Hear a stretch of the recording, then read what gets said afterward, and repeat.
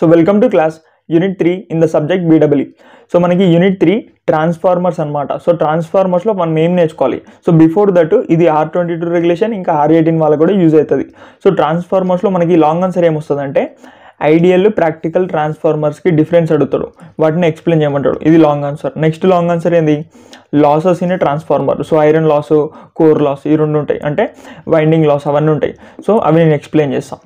So losses in transformer. Next ఏంటిది, equivalent circuit. So ట్రాన్స్ఫార్మర్ని ఒక circuit లాగా రిప్రజెంట్ చేయమంటాడు. సో ఇది ఒక లాంగ్ ఆన్సర్. నెక్స్ట్ ఏంటిది, రెగ్యులేషన్ ఎఫిషియన్సీ. ఈ షార్ట్ ఆన్సర్స్ వస్తే లాంగ్ ఆన్సర్ వస్తుంది. నెక్స్ట్ ఏంటిది, ట్రాన్స్ఫార్మర్. సో ఆటో ట్రాన్స్ఫార్మర్ అనేది step down step up transformer ఉంటాయి. సో ఇది వోల్టేజ్ని స్టెప్ అప్ స్టెప్ డౌన్ చేయడానికి యూజ్ చేస్తాం. సో ఇది ఒక లాంగ్ ఆన్సర్. సో ఈ 3 ఫేజ్ అనేది జస్ట్ డయాగ్రామ్ గుర్తుపెట్టుకో, లేకపోతే ఇది వదిలేసుకో. ఇవన్నీ చదువుతున్నావు కదా మామ, సో ఇది ఒక్కటి వదిలేసినా నో ప్రాబ్లం, ఏం ఫరక్ పడదు. నాలెడ్జ్ ఈస్ డివైన్ అంటే జ్ఞానం వైన్ లాంటిది, ఎంత తాగితే అంత బలం అన్నమాట. సో ఫస్ట్ క్వశ్చన్ మామ, సో వాట్ ఈస్ ట్రాన్స్ఫార్మర్ అంటే ట్రాన్స్ఫార్మర్ డెఫినేషన్ రాయాలి ఎగ్జామ్లో. ట్రాన్స్ఫార్మర్ డెఫినేషన్ దాని డయాగ్రామ్ వేస్తే ఏమవుతుంది, వాట్ ఈస్ ట్రాన్స్ఫార్మర్కి ఆన్సర్ అవుతుంది. Next how does it transfer electrical energy, అంటే ఇక్కడ ఎలక్ట్రికల్ ఎనర్జీ ఉంది కదా, దీన్ని ఇక్కడికి ట్రాన్స్ఫర్ చేస్తుంది బై యూజింగ్ ద ఏమంటారు మ్యాగ్నెటిక్ ఫ్లక్స్. అంటే ఒక ప్రిన్సిపల్ యూజ్ చేసుకొని, ఈఎంఎఫ్ ఉంటుంది కదా, ఆ ప్రిన్సిపల్ యూజ్ చేసుకొని ఇక్కడి నుంచి కరెంట్ ఇక్కడికి పంపిస్తుంది అనమాట. సో ఇక్కడి నుంచి ఇక్కడికి కనెక్షన్ ఏం లేదు, జస్ట్ ఇది ఒక వైండింగ్, ఇది ఒక వైండింగ్. ఈ వైండింగ్కి కామన్గా ఎవరు ఉన్నారు, ఐరన్ కోర్. సో ఈ ఐరన్ కోర్లో మ్యాగ్నెటిక్ ఫ్లక్స్ అనేది ఇండ్యూస్ అవుతుంది. ఆ మ్యాగ్నెటిక్ ఫ్లక్స్ వల్ల ఏమవుతుంది, ఇక్కడ కరెంట్ అనేది జనరేట్ అవుతుంది అట్లా అనమాట. సో అది ఒక ప్రిన్సిపల్ వాడతా, ఆ ప్రిన్సిపల్ ఏంటిదో కూడా చెప్తా. How does it transfer electrical energy from one circuit to another circuit. ఇదొక సర్క్యూట్, ఇదొక సర్క్యూట్, ఇక్కడ నుంచి ఇక్కడికి ఎలక్ట్రికల్ ఎనర్జీ ఎట్లా పాస్ చేస్తుంది. సో అది చెప్పాలి. అంటే ఏం చెప్పాలి, దాని ప్రిన్సిపల్ ఎక్స్ప్లెయిన్ చేయాలి. Next with the help of diagram explain the principle of operation of transformer. So same రెండు క్వశ్చన్స్కి సేమ్ ఆన్సర్ వస్తుంది. Next how a single phase transformer works. So ఇదే సింగిల్ ఫేజ్ ట్రాన్స్ఫార్మర్, ఇది డయాగ్రామ్. So explain. సో దీన్ని explain చేయాలి. So ఈ diagram కనిపిస్తుంది అనుకుంటున్నా, లేకపోతే మళ్ళీ మంచి నీట్గా వేసి చెప్తాం. సో ట్రాన్స్ఫార్మర్ అంటే ఏంటిది, it is a static device. First ఇక్కడ దీంతో స్టార్ట్ చేయాలి. It is a static device అని చెప్పాలి. చెప్పిన తర్వాత that transfer electrical energy from one circuit to another circuit. అంటే ఒక సర్క్యూట్ నుంచి ఇంకో సర్క్యూట్కి ఏం చేస్తుంది, ఎలక్ట్రికల్ ఎనర్జీ అంటే కరెంట్ని పంపిస్తుంది. ఈ సర్క్యూట్లో ఉన్న కరెంట్ని ఇంకో సర్క్యూట్లోకి పంపిస్తుంది బై యూజింగ్ ఏంటిది, ఒక ప్రిన్సిపల్ యూజ్ చేసుకుంటుంది, by using magnetic field. So magnetic field, ఇప్పుడు ఇక్కడ కరెంట్ పాస్ అవుతుంది మామ, ఇది ఏ షేప్లో ఉంది, వైండింగ్ షేప్లో ఉంది. ఇప్పుడు డయాగ్రామ్ అయినా దీనికి కనిపిస్తుంది అనుకుంటున్నా, నీట్గానే ఉంది. So diagram. సో ఇది ఒక ఐరన్ కోర్ మామ. So iron core, so iron core కదా, ఇక్కడ ఏమైంది, ఈ వైండింగ్ ఇట్లా చుట్టినాం, ఇట్లా వైండింగ్ చుట్టినాం. నెక్స్ట్ ఇక్కడ ఒక వైండింగ్ ఉంది. సో ఇక్కడ ఏమవుతుంది, మనం కరెంట్ పంపిస్తున్నాం. ఈ కరెంట్ అనేది ఏంటిది, ఆల్టర్నేటింగ్ కరెంట్. సో ఈ కరెంట్ అనేది ఈ వైండింగ్ లోపల పోయింది. ఈ వైండింగ్ ఏ షేప్లో ఉంది, స్ప్రింగ్ షేప్లో ఉంది. అంటే ఏమవుతుంది, స్ప్రింగ్ షేప్లో ఉంది కాబట్టి ఇది మ్యాగ్నెటిక్ ఫీల్డ్ జనరేట్ చేస్తుంది. సో మ్యాగ్నెటిక్ ఫీల్డ్ జనరేట్ చేసి ఏమవుతుంది, ఈ కోర్ ఉంది కదా, ఈ కోర్ మొత్తం ఏమవుతుంది, మ్యాగ్నెటిక్ ఫ్లక్స్ జనరేట్ అవుతుంది. ఈ కోర్ మొత్తంలో మ్యాగ్నెటిక్ ఫ్లక్స్ అనేది ఏర్పడుతుంది. సో ఈ కోర్లో మ్యాగ్నెటిక్ ఫ్లక్స్ ఉంది కాబట్టి ఈ కోర్ దేనికి కనెక్ట్ అయింది, ఈ సెకండరీ వైండింగ్. ఇది ప్రైమరీ వైండింగ్ అంటారు ఈ వైండింగ్ని, ఇది సెకండరీ వైండింగ్ అంటారు. సో ఈ వైండింగ్ రెండు ఈ కోర్కి కనెక్ట్ అయినాయి. సో ఈ కోర్ అనేది కామన్ అనమాట. సో రెండింటికి కామన్ కోర్. సో ఇక్కడ కరెంట్ పంపిస్తున్నాం కాబట్టి మ్యాగ్నెటిక్ ఫీల్డ్ జనరేట్ అయింది. ఈ మ్యాగ్నెటిక్ ఫీల్డ్ వల్ల ఏమవుతుంది, ఈ కోర్ మొత్తంలో magnetic flux, so magnetic flux అనేది ఏర్పడుతుంది. సో ఈ మ్యాగ్నెటిక్ ఫ్లక్స్ ఇక్కడ నుంచి కూడా పాస్ అవుతుంది. సో ఇప్పుడు ఏమవుతుంది, ఇక్కడ నుంచి పాస్ అవ్వడం వల్ల ఎప్పుడైనా సరే ఫారడేస్ లా ఏం చెప్తుందంటే, ఒక కాయిల్లో చేంజ్ ఆఫ్ మ్యాగ్నెటిక్ ఫ్లక్స్ ఉందనుకో, అప్పుడు ఏమవుతుంది, ఇక్కడ కరెంటు ఈ కాయిల్ లోపల కరెంట్ అనేది ఇండ్యూస్ అవుతుంది. సో ఇప్పుడు ఈ మ్యాగ్నెటిక్ ఫ్లక్స్ వల్ల ఏమవుతుంది, ఈ కాయిల్లో అంటే ఈ వైండింగ్లో, కాయిల్ అంటే వైండింగ్, సో ఈ వైండింగ్లో ఏమవుతుంది, కరెంట్ అనేది ఇండ్యూస్ అవుతుంది. అంటే ఈఎంఎఫ్ అనేది ఇండ్యూస్ అవుతుంది, ఎలక్ట్రోమోటివ్ ఫోర్స్ అంటారు అట్లా. సో ఏమవుతుంది, ఇక్కడ నుంచి ఇక్కడికి కరెంట్ అనేది పాస్ అవుతుంది. సో దీనికి కనెక్షన్ ఉందా, లేదు, జస్ట్ ఈ మ్యాగ్నెటిక్ ఫ్లక్స్ వల్ల ఇక్కడ కరెంట్ అనేది జనరేట్ అవుతుంది. సో ట్రాన్స్ఫార్మర్ అది చెప్తుంది అనమాట. సో సింపుల్గా ఏమనాలి, దీన్ని definition ఏమనాలంటే, it is a static device that transfer electrical energy from one circuit to another circuit using ఏంటిది, magnetic field. So magnetic field అంటే ఈ ఫై ఉంది కదా magnetic flux. So magnetic field use చేసుకొని ఒక సర్క్యూట్ నుంచి ఈ సర్క్యూట్కి ఎలక్ట్రికల్ ఎనర్జీ పాస్ చేస్తుంది. అదే transformer. Without changing the frequency. ఇది రాకపోయినా నో ప్రాబ్లం. కాకపోతే ఏమని చెప్పాలి, it is a static device that transfer electrical energy from one circuit to another circuit using magnetic flux, అంటే మ్యాగ్నెటిక్ ఫీల్డ్ అని చెప్పి అయిపోతుంది. సో ఇది కోర్, ఇది ఐరన్ కోర్. సో ఇదేంటిది, ప్రైమరీ వైండింగ్. ఈ వైండింగ్ అనేది ఏంది, కాపర్ వైండింగ్ అనమాట. So copper winding. సో ఇది ప్రైమరీ వైండింగ్ అంటారు. ఇటు సైడ్ ఉండేది ఏంది, సెకండరీ వైండింగ్. ఈ డయాగ్రామ్ నీట్గా వేయాలి ఇట్లా. సో ఇట్లా నీట్గా వేయాలి వైండింగ్. వేసిన తర్వాత ఇక్కడ I1 కరెంట్ పాస్ అవుతుందని చెప్పాలి, ఇక్కడ I2 కరెంట్ పాస్ అవుతుందని చెప్పాలి. ఇక్కడ మనం ఏ సప్లై ఇస్తున్నాం, ఆల్టర్నేటింగ్ సప్లై, ఆల్టర్నేటింగ్ వోల్టేజ్ అని చేయాలి. సో అప్పుడు ఏమవుతుంది, AC కరెంట్ ఫ్లో అవుతుంది ఇట్లా. సో ఇక్కడ EMF అనేది ఇండ్యూస్ అయ్యడం వల్ల ఇక్కడ I2 కరెంట్ అనేది ఫ్లో అవుతుందని చెప్పాలి, అంతే. ఇక్కడ E1 ఇక్కడ E2 అట్లా అనమాట. నెక్స్ట్ సో ఇవన్నీ ఎక్స్ప్లెయిన్ చేయాలి, ఈ పార్ట్స్ అన్ని ఎక్స్ప్లెయిన్ చేయాలి కాబట్టి నేను డీటెయిల్గా ఎక్స్ప్లెయిన్ చేసిన. ఫస్ట్ ఏంటిది, ప్రైమరీ వైండింగ్. ప్రైమరీ వైండింగ్ అంటే the coil connected to the input supply. ఈ కాయిల్ అనేది ఏంది, దేనికి కనెక్ట్ అయింది, ఇన్పుట్ సప్లైకి కనెక్ట్ అయింది, దాన్నే మనం ప్రైమరీ వైండింగ్ అంటున్నాం. సో ప్రైమరీ వైండింగ్ అంటే ఇట్ ఈస్ అ కాయిల్, దీన్ని కాయిల్ అంటారు, ఇట్లా వైండింగ్ షేప్ ఉంది కాబట్టి కాయిల్. సో ఈ కాయిల్ అనేది కనెక్టెడ్ టు ప్రైమరీ సప్లై, దాన్ని ఏమంటున్నాం, ప్రైమరీ వైండింగ్ అంటున్నాం. So connected to input supply. Input supply అనేది ఏంది, AC వోల్టేజ్ అంటే alternating voltage. Next secondary winding అనేది లోడ్కి కనెక్ట్ అవుతుంది. So secondary winding it is a coil connected to the output. So అవుట్పుట్కి connect అయిన దాన్ని సెకండరీ వైండింగ్. ఇన్పుట్ అంటే voltage సప్లైకి connect అయిన దాన్ని primary winding. Next core. Core అంటే ఏంది, iron material which carries magnetic flux. ఇదేం చేస్తుంది, ఇది ఒక ఐరన్ మెటీరియల్. ఇదేం చేస్తుంది, ఇక్కడ EMF అనేది ఇండ్యూస్ అయినప్పుడు ఇక్కడ మ్యాగ్నెటిక్ ఫ్లక్స్ జనరేట్ అయినప్పుడు ఈ మ్యాగ్నెటిక్ ఫ్లక్స్ అనేది క్యారీ చేస్తుంది, క్యారీ చేసి ఈ సెకండ్ కాయిల్కి రీచ్ అయ్యేలా చేస్తుంది. ఇదే ఒక ఐరన్ మెటీరియల్, దాన్ని కోర్ అంటాం. Core is a iron material which carries magnetic flux between windings. ఈ రెండు వైండింగ్స్ మధ్యలో మ్యాగ్నెటిక్ ఫ్లక్స్ క్యారీ చేసేదోరు కోర్. ఈ కోర్ అనేది common. Next magnetic flux. Magnetic flux అంటే ఏం లేదు మామ, ఇప్పుడు ఒక మ్యాగ్నెట్ ఉంటుంది, ఈ బార్ మ్యాగ్నెట్ అనుకో, బార్ మ్యాగ్నెట్. ఇక్కడ ఒక north pole south pole magnets ఉంటాయి. ఈ మ్యాగ్నెట్స్కి ఏమవుతుంటుంది, ఇట్లా ఫీల్డ్ అనేది జనరేట్ అవుతుంటుంది, ఇట్లా మ్యాగ్నెటిక్ ఫీల్డ్ లైన్స్.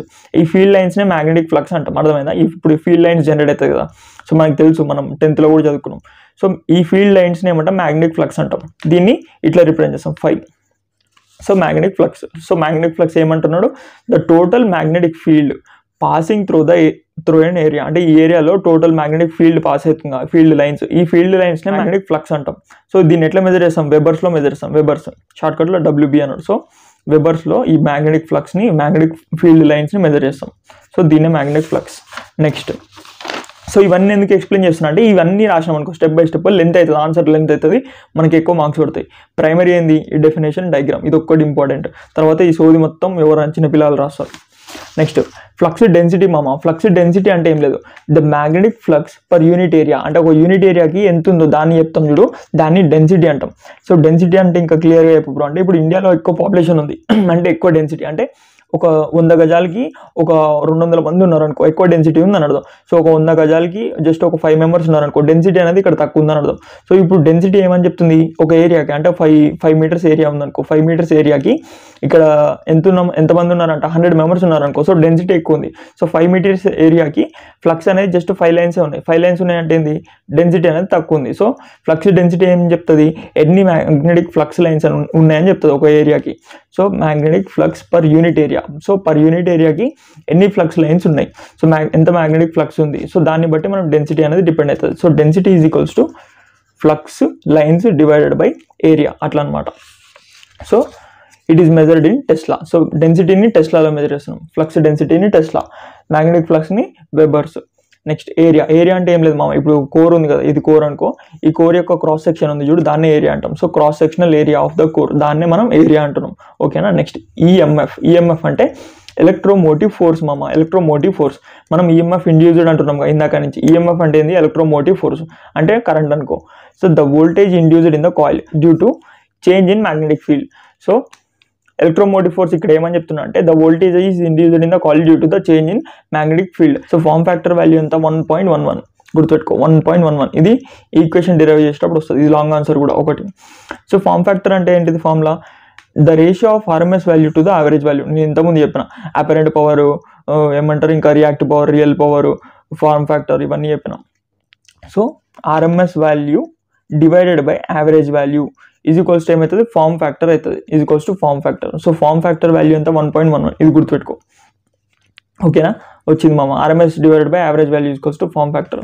సో ఇది ఒక్కటే గుర్తుపెట్టుకో, రిమైనింగ్ అవసరం లేదు, ఇంకేం అవసరం లేదు. So transformer is mainly used to increase, అంటే వోల్టేజ్ని ఇంక్రీజ్ చేయడానికి డిక్రీజ్ చేయడానికి వాడతాం మామ. అంటే ఆటో ట్రాన్స్ఫార్మర్ అని చెప్పినాయి కదా. సో ఆటో ట్రాన్స్ఫార్మర్ ఏం చేస్తుంది, step up step down operation చేస్తుంది. అంటే వోల్టేజ్ ఇంక్రీజ్ చేయడం డిక్రీజ్ చేయడం. అంటే మనకి వోల్టేజ్ ఒక్కొక్కసారి ఇంక్రీజ్ ఉండాలి, ఒక్కొక్కసారి తక్కువ ఉండాలి, దాన్ని బట్టి మనం step up step down transformer use చేస్తుంటాం, అదే auto transformer. So transformer is mainly used to increase step up or decrease అంటే step down the voltage levels in AC circuits. So AC సర్క్యూట్స్లో మనకి స్టెప్ అప్ స్టెప్ డౌన్ చేయడానికి ఇది పనికి వస్తుంది వోల్టేజ్ని, ఓకే. ఇది main purpose.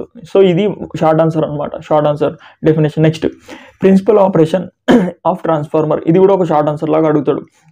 So principle operation ఏంది, ట్రాన్స్ఫార్మర్ అనేది ఏ ప్రిన్సిపల్ మీద వర్క్ అవుతుంది, ఏ ప్రిన్సిపల్ మీద వర్క్ అవుతుంది, ఇక్కడ వైండింగ్ ఉంది, ఇక్కడ వైండింగ్ ఉంది. సో వైండింగ్ అంటే ఒక కాయిల్ లాగా అనమాట. సో ఫ్యారడేస్ లా అని చెప్తుందంటే the working principle of a transformer is Faraday's law of electromagnetic induction. So ఇది Faraday's Faraday's law of electromagnetic induction వల్ల ఇది వర్క్ అవుతుంది. సో ఏం చెప్తుంది ఈ ఎలక్ట్రోమాగ్నెటిక్ ఇండక్షన్, ఏం చెప్తుంది అంటే Faraday's law when ever the magnetic flux linking A coil. So diagram చూడు. సో ఇక్కడ ఏమవుతుంది, ఈ కరెంట్ అనేది ఇక్కడ పాస్ కావడం వల్ల ఇది ఈ షేప్లో ఉండడం వల్ల అది మ్యాగ్నెటిక్ ఫీల్డ్ జనరేట్ చేస్తుంది. దానివల్ల ఏమవుతుంది, ఇక్కడ మ్యాగ్నెటిక్ ఫ్లక్స్ అనేది క్రియేట్ అవుతుంది. సో ఈ మ్యాగ్నెటిక్ ఫ్లక్స్ అనేది ఎక్కడి నుంచి పాస్ అవుతుంది, ఈ కాయిల్ నుంచి పాస్ అవుతుంది. ఏమన్నాడు, when ever the magnetic flux linking A coil.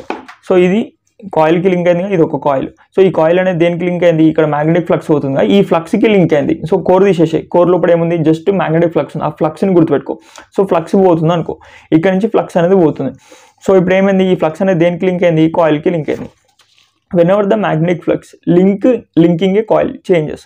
So ఇక్కడ ఏమవుతుంది, మ్యాగ్నెటిక్ ఫ్లక్స్ అనేది చేంజ్ అవుతుంది, ఎందుకంటే ఆల్టర్నేటివ్ కరెంట్ సప్లై చేస్తున్నాం కాబట్టి ఇక్కడ మ్యాగ్నెటిక్ ఫ్లక్స్ అనేది ఆల్టర్నేటివ్ ఇట్లా పోతుంది అనుకో. సో మ్యాగ్నెటిక్ ఫ్లక్స్ అనేది చేంజ్ అవుతా ఉంది, ఇక్కడ మ్యాగ్నెటిక్ ఫ్లక్స్ అనేది ఇక్కడ జనరేట్ అయింది, ఈ కోర్ నుంచి ఇట్లా పోతుంది. సో మ్యాగ్నెటిక్ ఫ్లక్స్ పోవడం వల్ల ఏమవుతుంది, when ever magnetic flux linking A coil changes. So magnetic flux change కావడం వల్ల ఏమవుతుంది, ఎలక్ట్రోమోటివ్ ఫోర్స్ అంటే ఈఎంఎఫ్ అనేది ఇండ్యూస్ అవుతుంది దేంట్లో, ఇన్ ద కాయిల్, ఆ కాయిల్ లోపల.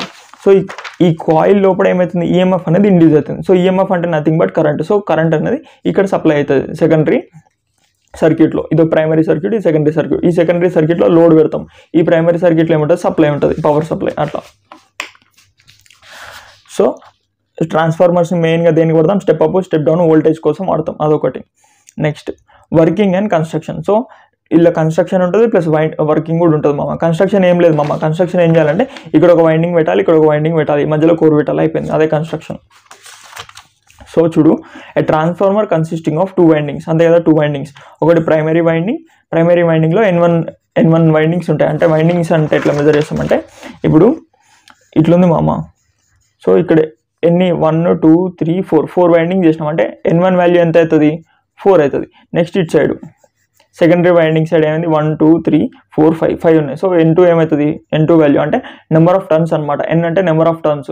సో వైండింగ్లో ఎన్ని టర్న్స్ ఉన్నాయో దాన్ని N1 N2 వాల్యూస్ అంటాం. సో ఇది ప్రైమరీ వైండింగ్, ఈ సెకండరీ వైండింగ్, మధ్యలో ఏమంటుంది, కోర్ ఉంటుంది. So transformer consisting of 2 windings, ఒకటి primary winding N1, so secondary winding N2 అనుకుంటున్నాం. So next wound on a common magnetic core, అంతే కదా, ఈ రెండింటిని వూండ్ చేస్తాం అంటే ఇట్లా చుడతాం on a common magnetic core. when an alternating voltage is applied to the primary winding. So ఈ ప్రైమరీ వైండింగ్కి ఏం చేస్తున్నాం, ఆల్టర్నేటివ్ సప్లై ఇస్తున్నాం. సో ఆల్టర్నేటివ్ వోల్టేజ్ సప్లై ఇస్తున్నాం, అప్పుడు కరెంట్ అనేది ఆల్టర్నేటివ్ కరెంట్ అనేది ఇక్కడ పాస్ అవుతుంది. So when an alternative voltage is applied to the primary winding, an alternating current flows through it. So ఇక్కడ నుంచి ఏమవుతుంది, ఇక్కడ నుంచి ఆల్టర్నేటివ్ కరెంట్ అనేది పాస్ అవుతుంది, వోల్టేజ్ సప్లై ఇచ్చినప్పుడు కరెంట్ అనేది పాస్ అవుతుంది, ఫ్లోస్ త్రూ ఇట్.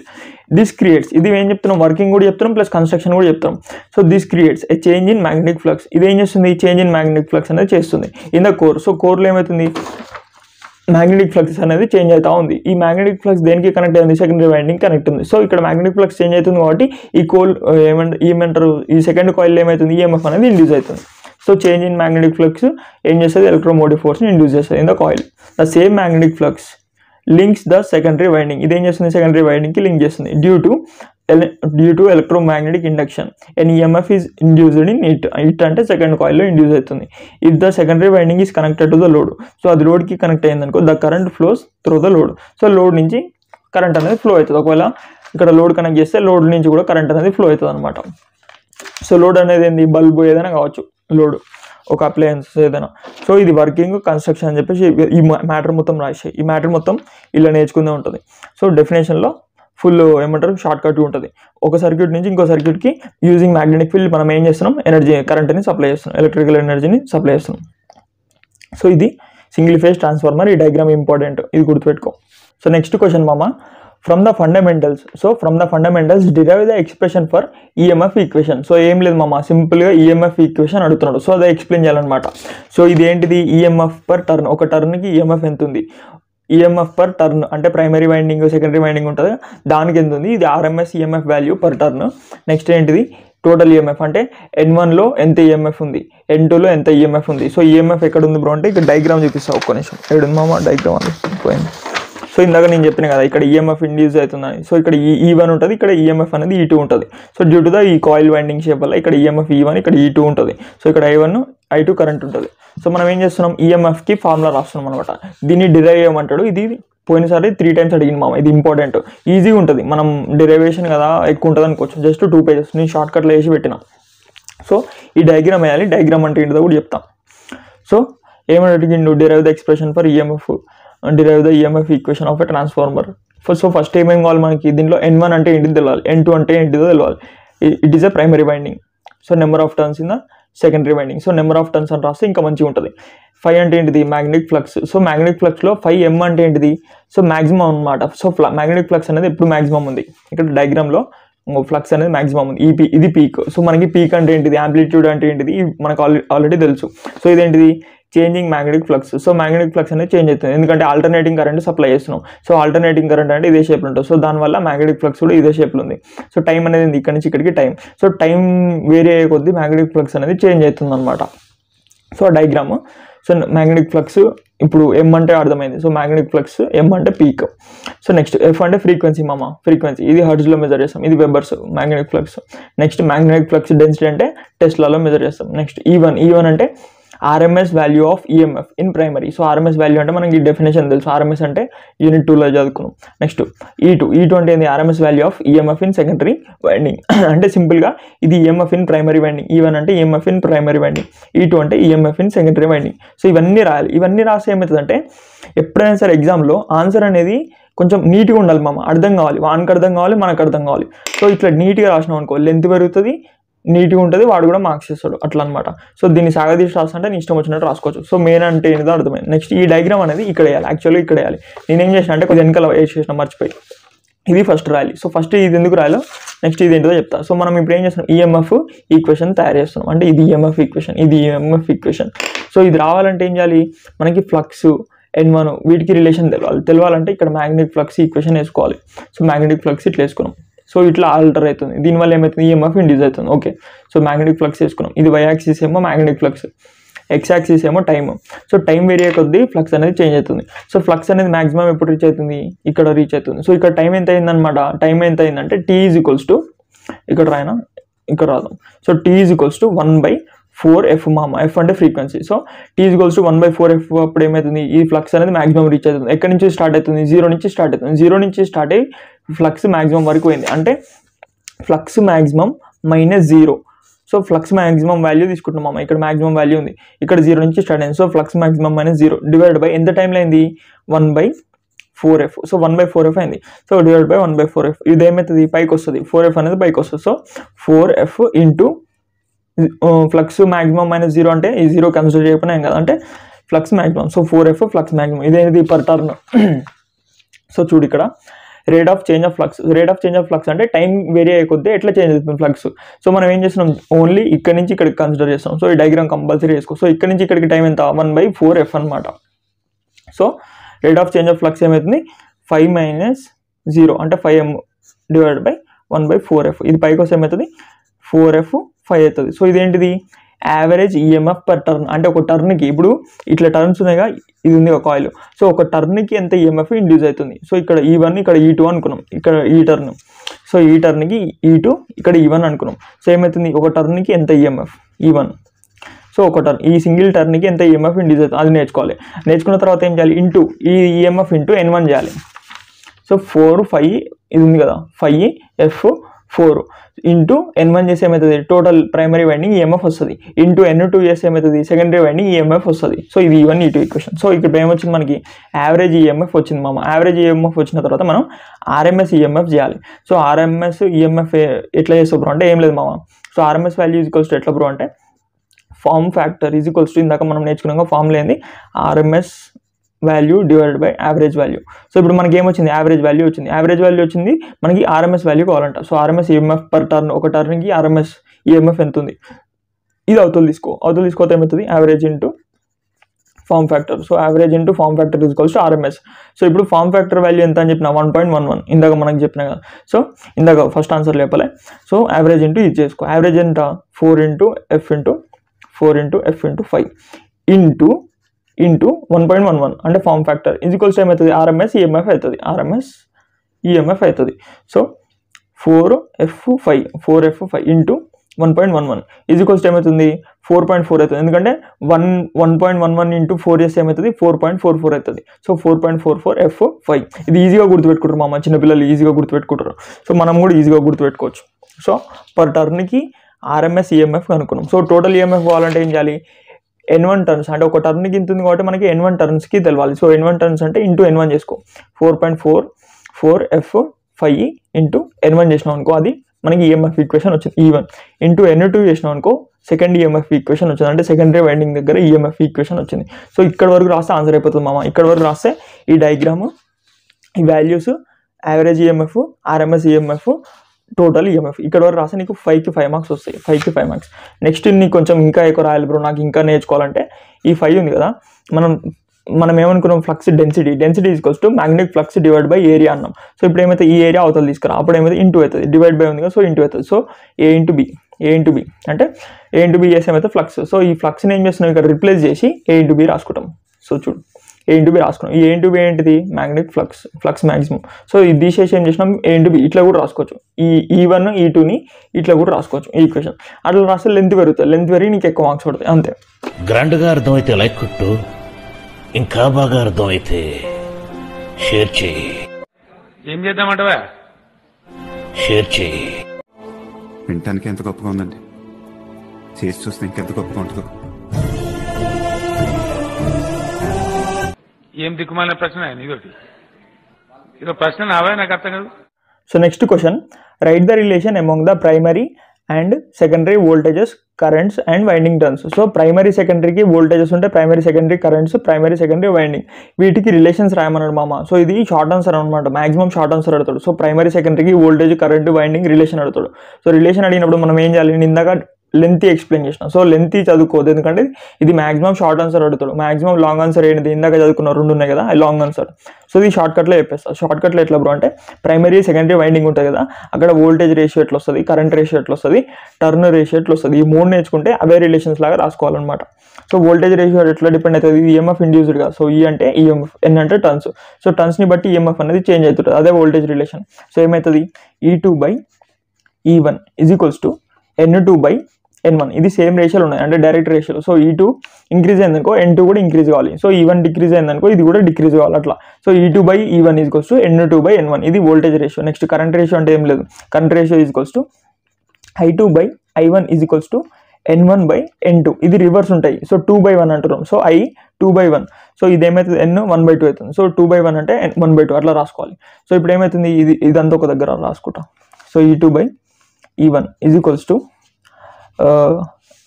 N2/N1, ఎందుకంటే ఈ 2 సేమ్ ఉంటాయి కదా, సిమిలర్. సో నెక్స్ట్ ఇదేమవుతుంది, I అనేది ఇట్లా రెసిప్రోకల్ ఉన్నాయి. సో రెసిప్రోకల్ అంటే రివర్స్ రేషియోలు ఉన్నాయి. సో రివర్స్ రేషియోలు ఉన్నాయి కాబట్టి మనం ఏం చేస్తున్నాం, N2/N1 అంటే 2 ఉంది కాబట్టి పైన I1/I2 ఇట్లా రాసుకుంటాం. సో ఇప్పుడు ఏమన్నాడు, ప్రైమరీ సెకండరీ వైండింగ్ అన్నాడు. సో 1 ఉంటే ప్రైమరీ అన్నట్టు, సో 2 ఉందంటే సెకండరీ అన్నట్టు. సో ప్రైమరీ వోల్టేజెస్, ఇప్పుడు కరెంట్, వైండింగ్. సో ఇది వైండింగ్, N1 అంటే నెంబర్ ఆఫ్ టర్న్స్ వైండింగ్స్, ఇది కరెంట్, ఇది ఈఎంఎఫ్, వోల్టేజ్, అన్ని రిలేషన్స్ వచ్చినాయి. నెక్స్ట్ టర్న్ రేషియో, దానికంటే ముందు ఇక్కడ ఇది కూడా రిలేషన్ ఇచ్చింది, ఇది ఒక రిలేషన్. ఇదేమంటున్నాడు, ఇది షార్ట్ కట్లో చెప్తాం.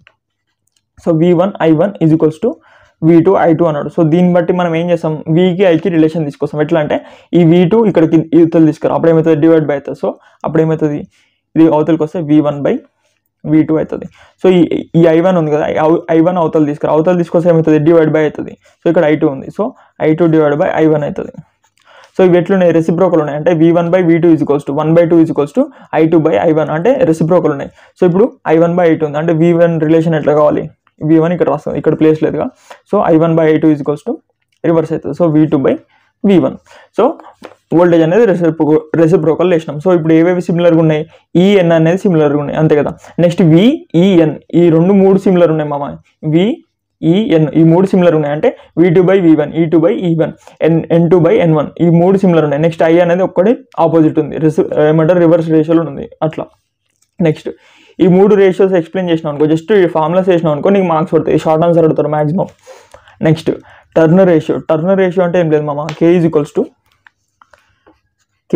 To N2/N1. So N2/N1 next step up transformer, step down transformer అంటే ఏంటిదంటే స్టెప్ అప్ అంటే వోల్టేజ్ని స్టెప్ అప్ చేస్తాం. సో V1 V2 వోల్టేజ్ కదా, ఇక్కడ ఏమవుతుంది వోల్టేజ్ అనేది ఇంక్రీజ్ చేస్తున్నాం, అంటే V1 నుంచి V2 వోల్టేజ్ పెంచుతున్నాం అనమాట. సో ఇది గ్రేటర్ ఉంటుంది. సో స్టెప్ అప్ అంటే V2 వోల్టేజ్ పెంచుతున్నాం. నెక్స్ట్ స్టెప్ డౌన్ అంటే ఏంది, V1 ఎక్కువ ఉంటుంది, సో V2 అనేది తగ్గిస్తున్నాం. అంటే సెకండ్ వోల్టేజ్ తగ్గిస్తున్నాం కాబట్టి step down transformer, second voltage పెంచుతున్నాం కాబట్టి step up transformer. So step అప్కి ఏం కావాలంట, K వాల్యూ అనేది గ్రేటర్ దెన్ 1 ఉండాలంట. సో గ్రేటర్ దెన్ 1 అంటే K ఈజ్ ఈక్వల్స్ టు ఏంటిది, K is equals to N2/N1. So Nకి మనకి Vకి రిలేషన్ తెలియదు, ఎందుకంటే వోల్టేజ్ పెంచుతున్నాం కదా స్టెప్ అప్ అంటే. సో వోల్టేజ్ ఉంది కాబట్టి Nకి వోల్టేజ్కి రిలేషన్ ఏంది, N వోల్టేజ్ అనేది డైరెక్ట్లీ ఒక్క కరెంట్ ఒకటే తేడా ఉంటుంది, మిగతా అన్ని సేమ్. సో N2/N1 అంటే V2/V1 అని అర్థం. సో N2/N1 అంటే V2/V1 అని అర్థం. సో మనం ఏం చేస్తున్నాం, స్టెప్ అప్లో వోల్టేజ్ని ఇంక్రీజ్ చేస్తున్నాం, అంటే ఇది పెద్దగా ఉంటుంది, ఈ ఫస్ట్ V1 అనేది చిన్నగా ఉంటుంది, సో V2 అనేది పెద్దగా ఉంటుంది, ఇది చిన్నగా ఉంటుంది. సో పెద్ద నెంబర్ ఒక 30 ఉంది, డివైడ్ బై చిన్న నెంబర్ అంటే 10. సో ఏమవుతుంది, టోటల్ వాల్యూ అనేది గ్రేటర్ దెన్ 1 వస్తుంది. సో గ్రేటర్ దెన్ 1 వస్తుంది.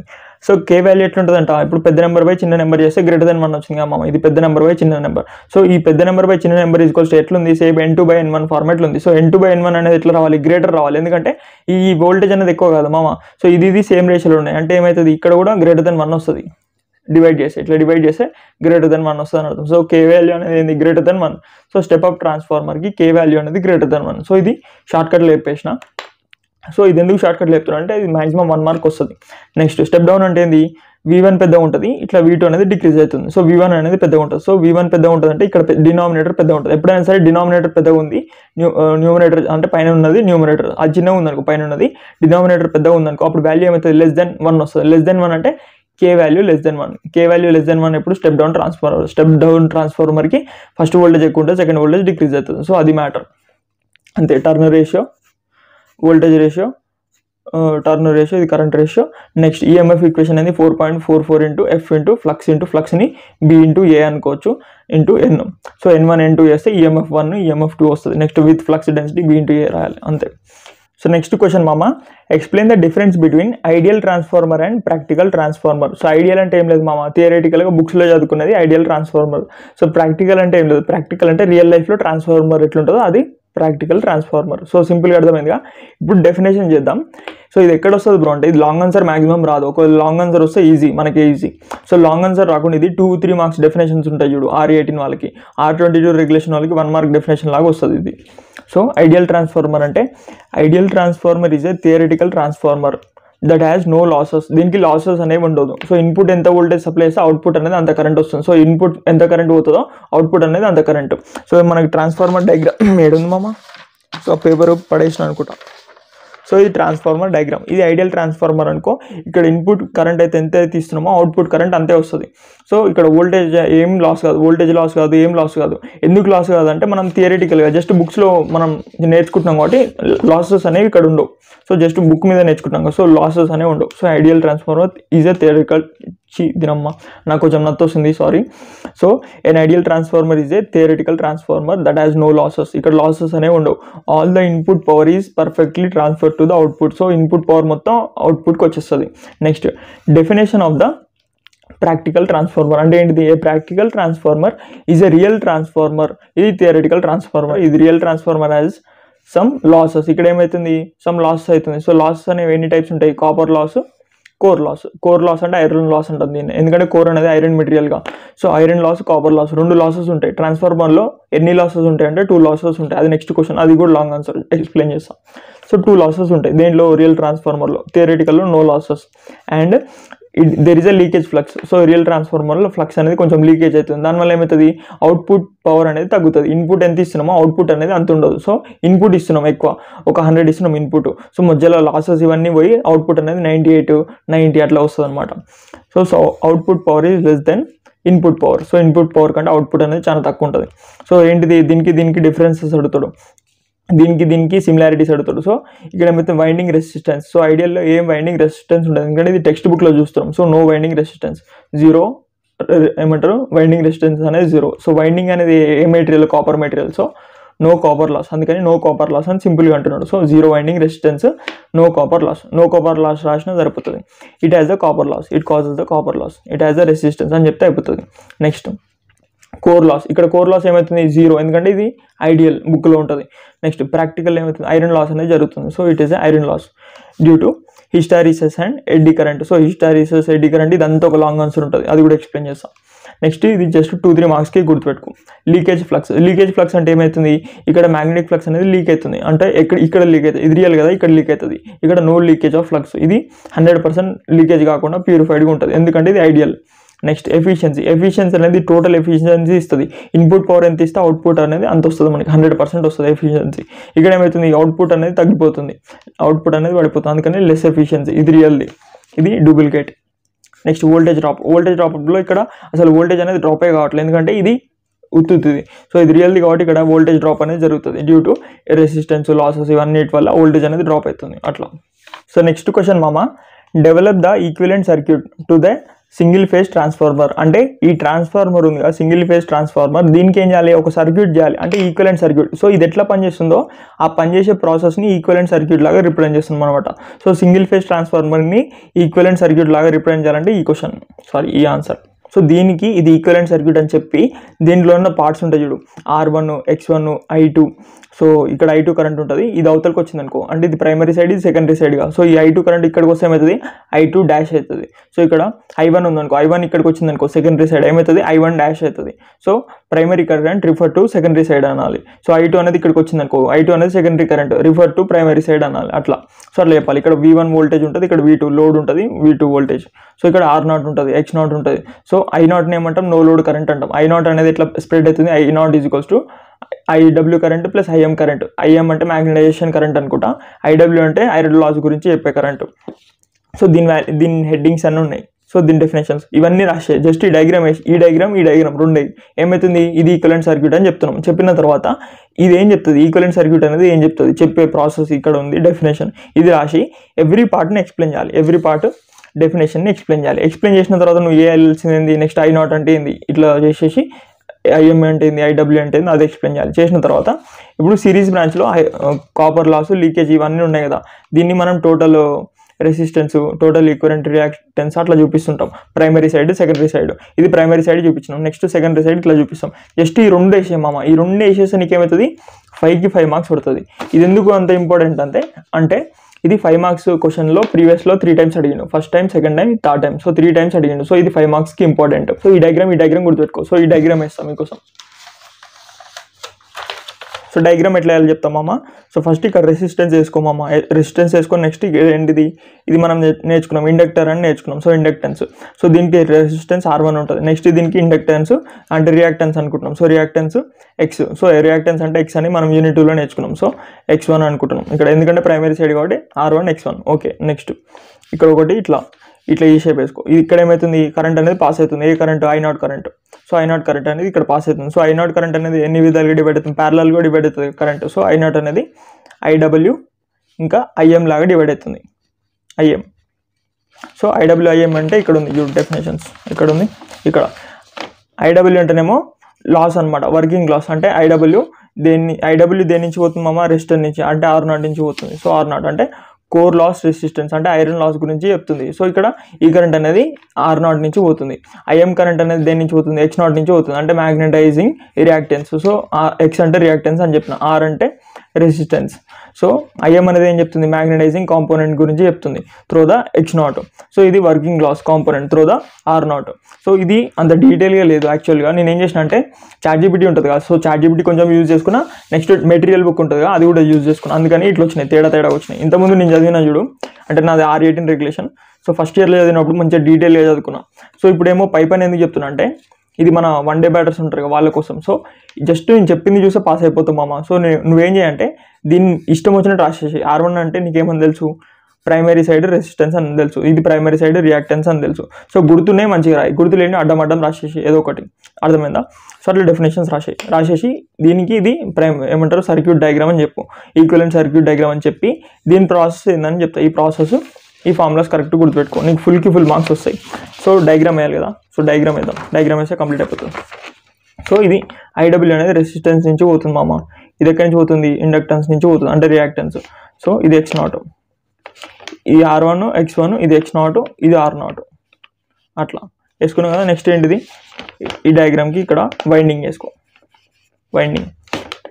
సో ఇక్కడ వోల్టేజ్ V1 సప్లై చేస్తున్నాం. సో ఇట్లా వేసుకోవాలి, వేసుకున్నాక నెక్స్ట్ ఇక్కడ ఒకటి వైండింగ్ వేసుకొని ఇక్కడ ఒకటి ఏంది రెసిస్టెన్స్.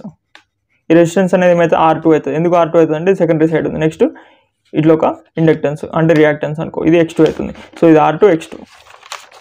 సో ఇక్కడ ఏమవుతుంది, I1 కరెంట్ అనేది ఫ్లో అవుతుంది, ఇక్కడ ఏమవుతుంది I2 కరెంట్ అనేది ఫ్లో అవుతుంది. ఇది సెకండరీ సైడ్, ఇది ప్రైమరీ సైడ్. నెక్స్ట్ ఇది ఏమవుతుంది, లోడ్కి కనెక్ట్ అవుతుంది, లోడ్కి కనెక్ట్ అవుతుంది. సో ఇదేంటిది, ట్రాన్స్ఫార్మర్కి ఈక్వలెంట్ సర్క్యూట్ అంతే కదా, అంతే ఉంది కదా. సో ఎక్స్ట్రా ఏం లేదు. ఇక్కడ ఏమవుతుంది E1 ఉంటుంది, ఇక్కడ ఏమవుతుంది E2 ఉంటుంది. డ్యూ టు ద వైండింగ్ ఇక్కడ EMF ఇండ్యూస్ అవుతుంది, ఇక్కడ EMF, ఇది E1 E2. సో అంతే కదా, ఇంకేమైనా ఎక్స్ట్రా ఉన్నాయా, ఏం లేవు. ఇక్కడ V2 ఉంది, ఇక్కడ వోల్టేజ్ V2. సో ఈ డయాగ్రామ్ ఇట్లా నేను వేసినట్టు గలీజ్ చేస్తే మార్క్స్ వేయడు. సో ఇట్లా ఉన్నట్టు నీట్ చేయాలి. సో నాది ఎగ్జామ్ కాదు కాబట్టి నేను చెప్తున్నా కాబట్టి ఇట్లా అడ్డం వేసేస్తాను. So a single phase transformer, ఇది single phase transformer can be modelled by an equivalent circuit. ఇదే equivalent circuit that shows all the electric losses. ఇదేం చెప్తుంది, ఎలక్ట్రిక్ లాసెస్ ఏమేమి ఉన్నాయో అన్నీ చెప్తుంది. సో ఇక్కడ I0 ఉంది, ఈ I0 కరెంట్ అనేది ఏం చెప్తుంది, ఐరన్ లాస్, కోర్ లాస్ ఏమైనా ఉంటే వాటి గురించి చెప్తుంది అనమాట. ఈ సర్క్యూట్ డయాగ్రామ్ అట్లా డిజైన్ చేసినాం. So iron loss, core loss అన్నిటి గురించి చెప్పడానికి సర్క్యూట్ డయాగ్రామ్ ఇట్లా డిజైన్ చేసినాం. సో సర్క్యూట్ డయాగ్రామ్ క్లియర్గా అంటే డీటెయిల్గా, ఇక్కడ మనకు అర్థం కాదు డీటెయిల్గా, కానీ ఇక్కడ డీటెయిల్గా ఏమైతే లాసెస్ ఉన్నాయో అన్నీ చెప్తుంది. సో ఎలక్ట్రిక్ లాస్ ఎంత ఉంది అంటే current I0 current, no load current ఎంత లాస్ ఉంది, ఇది I0 అంటే నో లోడ్ కరెంట్. సో ఏమేమి లాస్ ఉన్నాయి. Next leakage reactance, so reactance వల్ల ఏమేమి లీకేజెస్ ఉన్నాయి అవి.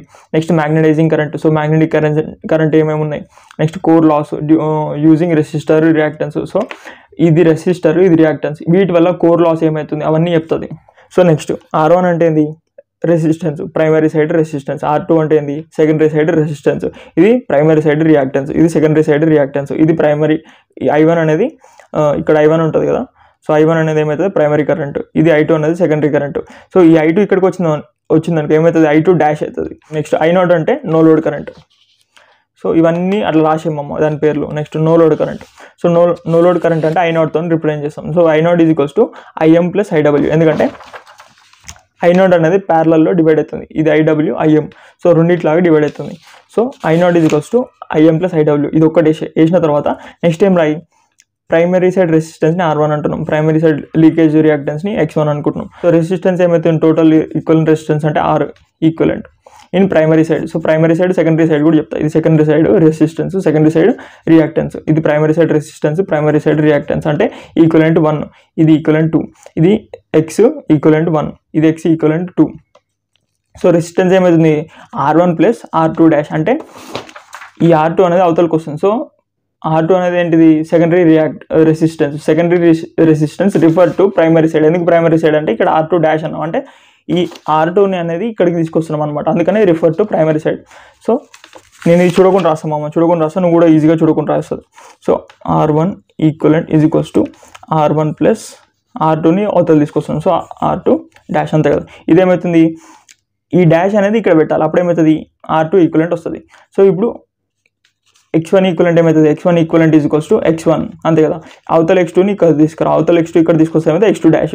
సో ఈ డాష్ అనేది ఇతలో పెట్టినాం అనుకో అదేమవుతుంది X2 ఈక్వలెంట్ అవుతుంది. ఈ డాష్ అనేది ఇక్కడ పెట్టినాం అనుకో X2 ఈక్వలెంట్. జస్ట్ ఈ ఫార్ములాస్ రాయమమ్మ, ఈ 4 ఫార్ములాస్ రాసినాం అనుకో, 4 ఫార్ములాస్ రాయి, ఇదంతా అవసరం లేదు, ఇది సోది. సో ఈ 4 ఫార్ములాస్ రాసేసి I0 = ఇది చెప్పు. ఇది చెప్పిన తర్వాత ఈ డయాగ్రామ్ యాస్టీజ్ దింపేసి దీంట్లో ఆన్సర్లో దింపేసి ఇది చెప్పు. సో ఈ డయాగ్రామ్ ఏం చెప్తుంది, core loss, iron loss, magnetisation current, leakage reactance. So core loss using resistor reactors, ఇవన్నీ యూజ్ చేసుకొని కోర్ లాస్ అవన్నీ చెప్తుందని చెప్పు. సో నెక్స్ట్ I0 కరెంట్ గురించి చెప్తుందని చెప్పు. I0 అంటే నో లోడ్ కరెంట్ అని చెప్పు. సో దానివల్ల నీకేమైతే ఫుల్ మార్క్స్ పడతాయి. So next question, discuss the various losses taking place in transformer. అంటే ట్రాన్స్ఫార్మర్ లోపల లాసెస్ ఉంటాయి. సో ఇప్పుడు మనం ప్రాక్టికల్ ట్రాన్స్ఫార్మర్లో ఇన్పుట్ పవర్ ఎంత తీస్తామో అవుట్పుట్ పవర్ అనేది అంత ఉండదు. అంటే ఏమవుతుంది, పవర్ అనేది లాస్ అవుతుంది. సో పవర్ అనేది లాస్ ఎట్లా అవుతుంది, 2 టైప్స్లో అవుతుంది. ఒకటి కోర్ లాస్, ఇంకోటి కాపర్ లాస్. ఈ రెండింటిని ఎక్స్ప్లెయిన్ చేయాలి మామ, కోర్ లాస్, కాపర్ లాస్. ఈ రెండింటిని ఎక్స్ప్లెయిన్ చేస్తే మనకి 5కి 5 మార్క్స్ పడుతుంది. ఇది long answer. Next, what are the different losses in a transformer. So మనం ఎక్స్ప్లెయిన్ చేయాలి. సో ట్రాన్స్ఫార్మర్ లాసెస్ అంటే ఏంటిది, first in a practical transformer not all input power is delivered to the output. So అవుట్పుట్కి అనేది పోవట్లే, మనం ఎంతైతే input ఇస్తున్నామో అది అవుట్పుట్కి పోవట్లేదు. ఎందుకంటే ప్రాక్టికల్ ట్రాన్స్ఫార్మర్లో లాస్ అనేది జరుగుతాయి. Some power is lost in the form of heat. So కొంచెం హీట్ వల్ల పవర్ అనేది పోతుంది. నెక్స్ట్ మ్యాగ్నటైజేషన్ వల్ల అంటే మ్యాగ్నటైజింగ్, డీమ్యాగ్నటైజింగ్ దానివల్ల ఏమవుతుంది పవర్ అనేది పోతుంది. నెక్స్ట్ కరెంట్ ఫ్లో వల్ల ఏమవుతుంది కొంచెం పవర్ అనేది పోతుంది. దాంట్లో మెయిన్ టైప్స్ ఎక్స్ప్లెయిన్ చేయాలంటే ఒకటి కోర్ లాస్, ఇంకోటి copper loss. So types of loss in transformer. So ఇది మెయిన్, ఇది షార్ట్ ఆన్సర్ అడుగుతాడు, లాంగ్ ఆన్సర్ కూడా అడుగుతాడు. సో కోర్ లాస్ అంటే ఏంటిది? Iron loss. ఎందుకు బ్రో కోర్ లాస్ని ఐరన్ లాస్ అంటున్నామంటే ఇప్పుడు కోర్ అనేది ఏ మెటీరియల్? Iron material. సో అందుకని కోర్ లాస్ని ఐరన్ లాస్ కూడా అనొచ్చు. Iron loss occur in core. So ఇది ఎక్కడ అక్కర్ అవుతుంది? ఐరన్ లాస్ అనేది కోర్లో అక్కర్ అవుతుంది of a transformer due to alternating magnetic field. So ఇప్పుడు ఆల్టర్నేటింగ్ కరెంట్ సప్లై చేస్తున్నాం, అప్పుడు ఏమవుతుంది వైండింగ్లో ఆల్టర్నేటింగ్ మ్యాగ్నెటిక్ ఫీల్డ్ జనరేట్ అవుతుంది. ఈ ఆల్టర్నేటింగ్ మ్యాగ్నెటిక్ ఫీల్డ్ వెళ్ళకపోతుంది కోర్ లోపలికి పోతుంది. సో కోర్ లోపలికి ఆల్టర్నేటింగ్ మ్యాగ్నెటిక్ ఫీల్డ్ పోవడం వల్ల కొన్ని లాసెస్ జరుగుతున్నాయి. అవి ఏం losses? Hysteresis losses, eddy current loss. So hysteresis spelling గుర్తుపెట్టుకో, HYSTERESIS. సో హిస్టారిసిస్ లాస్ ఇంకా eddy current loss. So total iron loss equals to ఏమని చెప్పాలి? Total iron loss is equals to hysteresis loss plus eddy current loss. So hysteresis loss అంటే ఏంటిది? Hysteresis loss అంటే caused due to repeated magnetism and demagnetization. So magnetization, demagnetization వల్ల ఏమవుతుంది hysteresis loss అనేది జరుగుతుంది అనమాట. సో ఏంటిది బ్రో ఇదంటే ఇప్పుడు ఆల్టర్నేటింగ్ మ్యాగ్నెటిక్ ఫీల్డ్ వల్ల లాస్ అవుతుంది కదా మామ, ఐరన్ లాస్ అనేది అవుతుంది. సో దాంట్లో ఈ రెండు టైప్స్ ఐరన్ లాస్లో. సో ఆల్టర్నేటింగ్ మ్యాగ్నెటిక్ ఫీల్డ్ అంటే ఏంది? ఒకసారి మ్యాగ్నటైజ్ అవుతుంటుంది, ఒకసారి మ్యాగ్నటైజేషన్ వాల్యూ అంటే డిక్రీజ్ అవుతుంటుంది ఆల్టర్నేటివ్. సో ఒకసారి మ్యాగ్నటైజేషన్, ఒకసారి డీమ్యాగ్నటైజేషన్ అవుతుంది. ఏంటిది? Core material. సో కోర్ మెటీరియల్ని చేంజ్ చేస్తే ఏమవుతుంది? హిస్టారిసిస్ లాస్ అనేది రిడ్యూస్ అవుతుంది. సో హిస్టారిసిస్ లాస్ రిడ్యూస్ కావాలంటే మనం ఏం మెటీరియల్ వాడాలి బ్రో అంటే ఐరన్ తీసేసి సిలికాన్ వాడాలి. So silicon. సో ఇది ఈ పీడిఎఫ్లో లేదు. సో ఇది ఇంతకుముందు నాకు ఒకసారి గుర్తొచ్చింది. సో అంటే నేను R18 రెగ్యులేషన్గా అప్పుడు చదివింది గుర్తొచ్చింది. సో ఒకసారి గూగుల్ చేస్తే నాకు వచ్చిందనమాట. ఇది మనము ఐరన్ రీప్లేస్ చేసేసి కోర్ మెటీరియల్ ఐరన్ తీసేసి సిలికాన్ వాడినాం అనుకో, అప్పుడు ఏమవుతుంది? హిస్టారిసిస్ లాస్ అనేది తగ్గుతుంది. నెక్స్ట్ ఎడ్డీ కరెంట్లో ఈ లామినేషన్స్ అనేవి ఎక్కువ చేసినాం అనుకో, నెంబర్ ఆఫ్ లామినేషన్స్ ఎక్కువ చేసినాం అనుకో, ఇది T, ఈ థిక్నెస్ ఆఫ్ లామినేషన్ T ఉంది కదా. సో ఇక్కడ లామినేషన్స్ నెంబర్ ఆఫ్ లామినేషన్స్ ఎక్కువ చేస్తే ఏమవుతుంది? ఎడ్డీ కరెంట్ లాస్ అనేది రెడ్యూస్ అవుతుంది. అట్లా అనమాట. ఈ రెండు రెడ్యూస్ కావాలంటే ఇక్కడ లామినేషన్ పెంచాలి, ఇక్కడ సిలికాన్ మెటీరియల్ యూజ్ చేసేయాలి అట్లా. సో హిస్టారిసిస్ లాస్ అనేది దేని వల్ల వస్తుంది? Due to repeated magnetization and demagnetization వల్ల. సో అర్థమైందా? ఐరన్ కోర్ అనేది ఇట్లా దీనికి గురవుతుంది, మ్యాగ్నటైజేషన్, డీమ్యాగ్నటైజేషన్. దానివల్ల ఏమవుతుంది? ఈ హిస్టారిసిస్ లాస్ అనేది జరుగుతుంది. ఎడ్డీ కరెంట్ లాస్ దేనివల్ల? Caused by induced current. So magnetic ఫ్లక్స్కి ఎక్స్పోజ్ అవుతుంది. ఏంటిది? Iron core. సో ఐరన్ కోర్లో మ్యాగ్నెటిక్ ఫ్లక్స్ అనేది పోతుంది. దానివల్ల ఏమవుతుంది? అక్కడ ఇండ్యూస్డ్ కరెంట్ అనేది కొంచెం వస్తుంది. దానివల్ల ఏమవుతుందంట? ఎడ్డీ కరెంట్ లాస్ అనేది జరుగుతున్నాయి అనమాట కోర్ లోపల. సో ఐరన్ కోర్ లోపల ఎడ్డీ కరెంట్ లాస్ అనేది జరుగుతున్నాయి due to the changing in the magnetic flux. So second one copper loss మామ. సో కాపర్ లాస్ అంటే ఏం లేదు మామ, it is a winding loss అని చెప్పొచ్చు. ఎందుకంటే ఇప్పుడు వైండింగ్ ఉంది చూడు, ఇప్పుడు మనం వైండింగ్ చేస్తున్నాం ప్రైమరీ, సెకండరీ వైండింగ్. ఈ వైండింగ్ మెటీరియల్ దేనితో తయారవుతుంది? కాపర్తో తయారవుతుంది. సో ఇప్పుడు ఈ వైండింగ్లో నుంచి ఏమవుతుంది? కరెంట్ పోతుంది. సో కరెంట్ పోవడం వల్ల ఇప్పుడు ఈ వైండింగ్ షేప్ అనేది ఎట్లా ఉంది? ఇట్లా కాయిల్ షేప్లో ఉంది. దానివల్ల ఏమవుతుంది? ఇది కరెంట్ని అపోజ్ చేస్తుంది కొంచెం. The copper losses are the losses that occur in the primary winding and secondary winding of the transformer due to electrical resistance. అంటే ఈ ప్రైమరీ వైండింగ్ అనేది ఏం చేస్తుంది? కరెంట్ని కొంచెం అపోజ్ చేస్తుంది డ్యూ టు ఇట్ షేప్ వల్ల కొంచెం అపోజ్ చేస్తుంది. సో ఇప్పుడు ఇది ఏం చేస్తుంది? కరెంట్ని అపోజ్ చేస్తుంది. దానివల్ల ఏమవుతుంది? ఎలక్ట్రికల్ రెసిస్టెన్స్ ఉంటుంది. ఎలక్ట్రికల్ రెసిస్టెన్స్ అంటే కరెంట్ని అపోజ్ చేయడం due to it's winding. So primary winding ఈ వైండింగ్ షేప్ వల్ల అంటే ఈ వైండింగ్ వల్ల ఏమవుతుంది? కరెంట్ని అపోజ్ చేస్తుంది. అపోజ్ చేయడం వల్ల ఏమవుతుంది? కాపర్ లాస్ అనేది జరుగుతుంది. కొంచెం కాపర్ అనేది లాస్ అవుతుంది అనమాట. So copper loss is equals to I1² R1. So ఇది రెసిస్టెన్స్. So I1². సో ఈ I1 R1 ఎందుకు అంటున్నామంటే ఇది ప్రైమరీ సైడ్. ఇది next plus I2² R2. So I2² R2. So ఇక్కడ ఏమవుతుంది? కొంచెం పవర్ అనేది లాస్ అవుతుంది. సో కాపర్ అనేది కొంచెం లాస్ అవుతుంది. దాన్ని ఎట్లా రిప్రజెంట్ చేస్తున్నాం? I² R లాగా రిప్రజెంట్ చేస్తున్నాం. సో I1² అని ఎందుకు అంటున్నాం అంటే ఇది ప్రైమరీ సైడ్. I2² ఎందుకు అంటున్నాం అంటే ఇది సెకండరీ సైడ్. సో ఈ రెండు లాసెస్ని కలుపుతున్నాం, primary side, secondary side copper లాస్ని కలిపి ఇట్లా రాస్తున్నాం. ఇది ఫార్ములా. ఈ ఫార్ములా గుర్తుపెట్టుకో. ఈ ఫార్ములా రాసేసి due to the electrical resistance అని రాసినాం అనుకో, ఈ వైండింగ్ షేప్ వల్ల ఎలక్ట్రికల్ రెసిస్టెన్స్ అనేది ఉంటుంది. దానివల్ల కాపర్ అనేది లాస్ అవుతుంది. సో ఇది ఈజీ. ఈ దీనికంటే hysteresis loss, eddy current loss ఈ రెండింటికంటే ఇది ఈజీ అనమాట. సో నెక్స్ట్ క్వశ్చన్ మామ. సో వోల్టేజ్ రెగ్యులేషన్ ఫార్ములా అడుగుతారు మామ. ఇది 1 మార్క్ వస్తుంది. ఇది లాంగ్ ఆన్సర్ అంత ఇంపార్టెంట్ కాదు, జస్ట్ 1 మార్క్కి. సో వోల్టేజ్ రెగ్యులేషన్ ఫార్ములా ఏంటంటే voltage of no load minus voltage of full load divided by voltage of full load. ఇక్కడ ఫుల్ లోడ్ వస్తుంది, ఇక్కడ ఫుల్ లోడ్ వస్తుంది. So voltage no load minus voltage full load divided by voltage full load into 100. ఇదేమవుతుంది? Voltage regulation percentage చెప్తుంది. So next question define and explain the efficiency and regulation of a transformer. So ఇది important question మామ, ఇది long ఆన్సర్లో important question. So ఇది efficiency explain చేయమంటాడు, మళ్ళీ transformer efficiency అనేది ఎప్పుడు ఎక్కువ ఉంటుంది ఎక్స్ప్లెయిన్ చేయమంటాడు. సో ట్రాన్స్ఫార్మర్ ఎఫిషియన్సీ అనేది మాక్సిమం ఎప్పుడు ఉంటుంది అంటే when iron loss is equals to copper loss. ఇది గుర్తుపెట్టుకో, copper loss is equals to iron loss. ఈ రెండు ఈక్వల్ అయినాయి అనుకో అప్పుడు ఏమవుతుంది, ట్రాన్స్ఫార్మర్ ఎఫిషియన్సీ ఈజ్ మాక్సిమం. అంటే ట్రాన్స్ఫార్మర్ ఎఫిషియన్సీ ఎక్కువ ఉండాలంటే నీకు ఏం కావాలి, copper loss is equals to iron loss కావాలి. ఈ రెండు ఈక్వల్ ఉంటే ఎఫిషియన్సీ అనేది మాక్సిమం ఉంటుంది. అది ప్లస్ ఎఫిషియన్సీ ఫార్ములా ఇది. ఎఫిషియన్సీ ఎన్ లాగా ఉంటుంది, ఎన్ షేప్లో ఉంటుంది. So efficiency is equals to output power by input power. So output power అంటే ఏంది, దీంట్లో కొన్ని లాసెస్ ఉంటాయి. ఇప్పుడు మనం ఇన్పుట్ పవర్ ఇస్తున్నామా, సో ఇన్పుట్ పవర్ని ఏమంటామంటే V1 I1 cos phi అంటాం. సో అవుట్పుట్ పవర్ ఏమంటాం V2 I2. ఎందుకంటే ఇక్కడ సైడ్ ఏమవుతుంది, V2 voltage I2 current pass అవుతుంది. ఇన్పుట్లో మనం V1 వోల్టేజ్ ఇన్పుట్ కరెంట్ ఇస్తున్నాం. సో ఇంత ఇన్పుట్ ఇచ్చినాం కదా, కానీ అవుట్పుట్ అనేది చేంజ్ అయింది. అంటే ఏంది, మిగతా అనేది లాస్ అయింది అనమాట. ఈ లాసెస్లో ఏముంటాయి, కోర్ లాస్, కాపర్ లాస్ ఉంటాయి. సో కోర్ లాస్లో ఏముంటాయి, హిస్టారిస్ లాస్, ఎడ్డీ కరెంట్ లాస్ ఉంటాయి. సో అవి రెండు ప్లస్ కాపర్ లాస్, ఈ మూడింటిని లాసెస్ కింద ఎక్స్ప్లెయిన్ చేయాలి. సో అవుట్పుట్ ఏమవుతుంది V2 I2 cos phi. So next లాసెస్లో ఏమున్నాయి మామ, పీసీ అంటే ఏంటిది, కాపర్ లాస్. నెక్స్ట్ పిఐ అంటే ఏంటిది, iron loss. So PI iron loss. So పీసీని ఏమంటాం, I² R లాగా రిప్రజెంట్ చేస్తాం. సో పిఐని ఏమంటాం, హిస్టారిసస్ లాస్ ఇంకా ఎడ్డీ కరెంట్ లాస్ లాగా రిప్రజెంట్ చేస్తాం. ఇవి లాసెస్. సో ఇన్పుట్ పవర్ ఏమవుతుంది, అవుట్పుట్ పవర్ ప్లస్ లాసెస్ లాగా కన్వర్ట్ అవుతుంది అనమాట. అంటే కొంచెం లాస్ అవుతుంది ఎక్కడ, ప్రాక్టికల్ ట్రాన్స్ఫార్మర్లో. So efficiency is equals to ఏమవుతుంది, ఎఫిషియన్సీని ఎట్లా క్యాలిక్యులేట్ చేస్తాం బ్రో అంటే output power divided by input power into 100. అప్పుడు ఏమవుతుంది మనకి, అది ఎంత పర్సెంట్ ఎఫిషియన్సీ, 99%, 100%. ఇప్పుడు అవుట్పుట్ అనేది 95లా కన్వర్ట్ అయింది మామ. ఇప్పుడు మనం ఇన్పుట్ అనేది 100 ఇస్తున్నాం, ఇన్పుట్ 100 ఇస్తున్నాం, అవుట్పుట్ అనేది ఏమైంది, జస్ట్ 95 వచ్చింది. సో ఇన్పుట్ 100 ఇస్తే అవుట్పుట్ ఇంత వచ్చింది, అంటే 5% లాస్ అయింది అని అర్థం. ఇంటూ 100 ఇంటూ 100 అంటే ఈ 100 క్యాన్సిల్. అంటే ఎఫిషియన్సీ ఏమవుతుంది, 95% ఎఫిషియన్సీ, అంటే 5% అనేది లాస్ అవుతుందని అట్లా చెప్తాం అనమాట. So efficiency is equals to output power by input power into 100. ఇది చాలా ఇంపార్టెంట్. నెక్స్ట్ దీని మీద ఒక లాంగ్ ఆన్సర్ వస్తుంది, copper loss is equal to iron loss. ఇది డిరైవ్ చేయమంటాడు, దీని మీద ఒక లాంగ్ ఆన్సర్. సో అది కూడా చెప్తా. సో జస్ట్ ఈ ఫార్ములాస్ గుర్తుపెట్టుకో. ఇది V1 I1 cos phi, ఇది V2 I2 cos phi. ఇక్కడ లాసెస్ ఏమైతే PC PI, just PC PI అని గుర్తుపెట్టుకో. పీసీ అంటే I² R, అదొకటి గుర్తుపెట్టుకో అయిపోతుంది. So next there are 2 types of losses, రెండు లాస్, ఒకటి కాపర్ లాస్, ఒకటి ఐరన్ లాస్. కాపర్ లాస్ని I² R అంటాం, ఐరన్ లాస్ని hysteresis plus eddy current loss. So efficiency ఎట్లా క్యాలిక్యులేట్ చేస్తాం బ్రో అంటే efficiency is equals to output by input. అవుట్పుట్ని ఎట్లా రాసుకుంటున్నాడు, V2 అవుట్పుట్ అంటే ఇదే V2 I2 cos phi, V2 I2 cos phi. ఇన్పుట్ని ఏమని రాసుకోవచ్చు, ఇన్పుట్ని V1 I1 cos phi. So ఇదంతా కొట్టేసి V1 I1 cos phi ఇట్లా రాసుకోవచ్చు. లేకపోతే నువ్వు డీటెయిల్గా ఎక్స్ప్లెయిన్ చేయాలి అంటే ఇది ఇన్పుట్ పవర్ని డీటెయిల్గా ఎక్స్ప్లెయిన్ చేయాలంటే ఇన్పుట్ పవర్ ఈక్వల్స్ ఈ రెండు కదా. సో ఈ రెండింటిని రాసుకో. ఈ రెండు ఏమైతే, ఈ రెండు వాల్యూస్ ఏమైతే అంటే ఇది అవుతుంది. కొట్టేసినాడు, పెన్సిల్తో కొట్టేసినాడు. సో అది అవుతుంది అనమాట. So input power equals to output power అంటే V2 I2 cos phi plus ఈ లాసెస్ ఏముంటుంది, పీసీ అంటే కాపర్ లాస్, పిఐ అంటే ఐరన్ లాస్.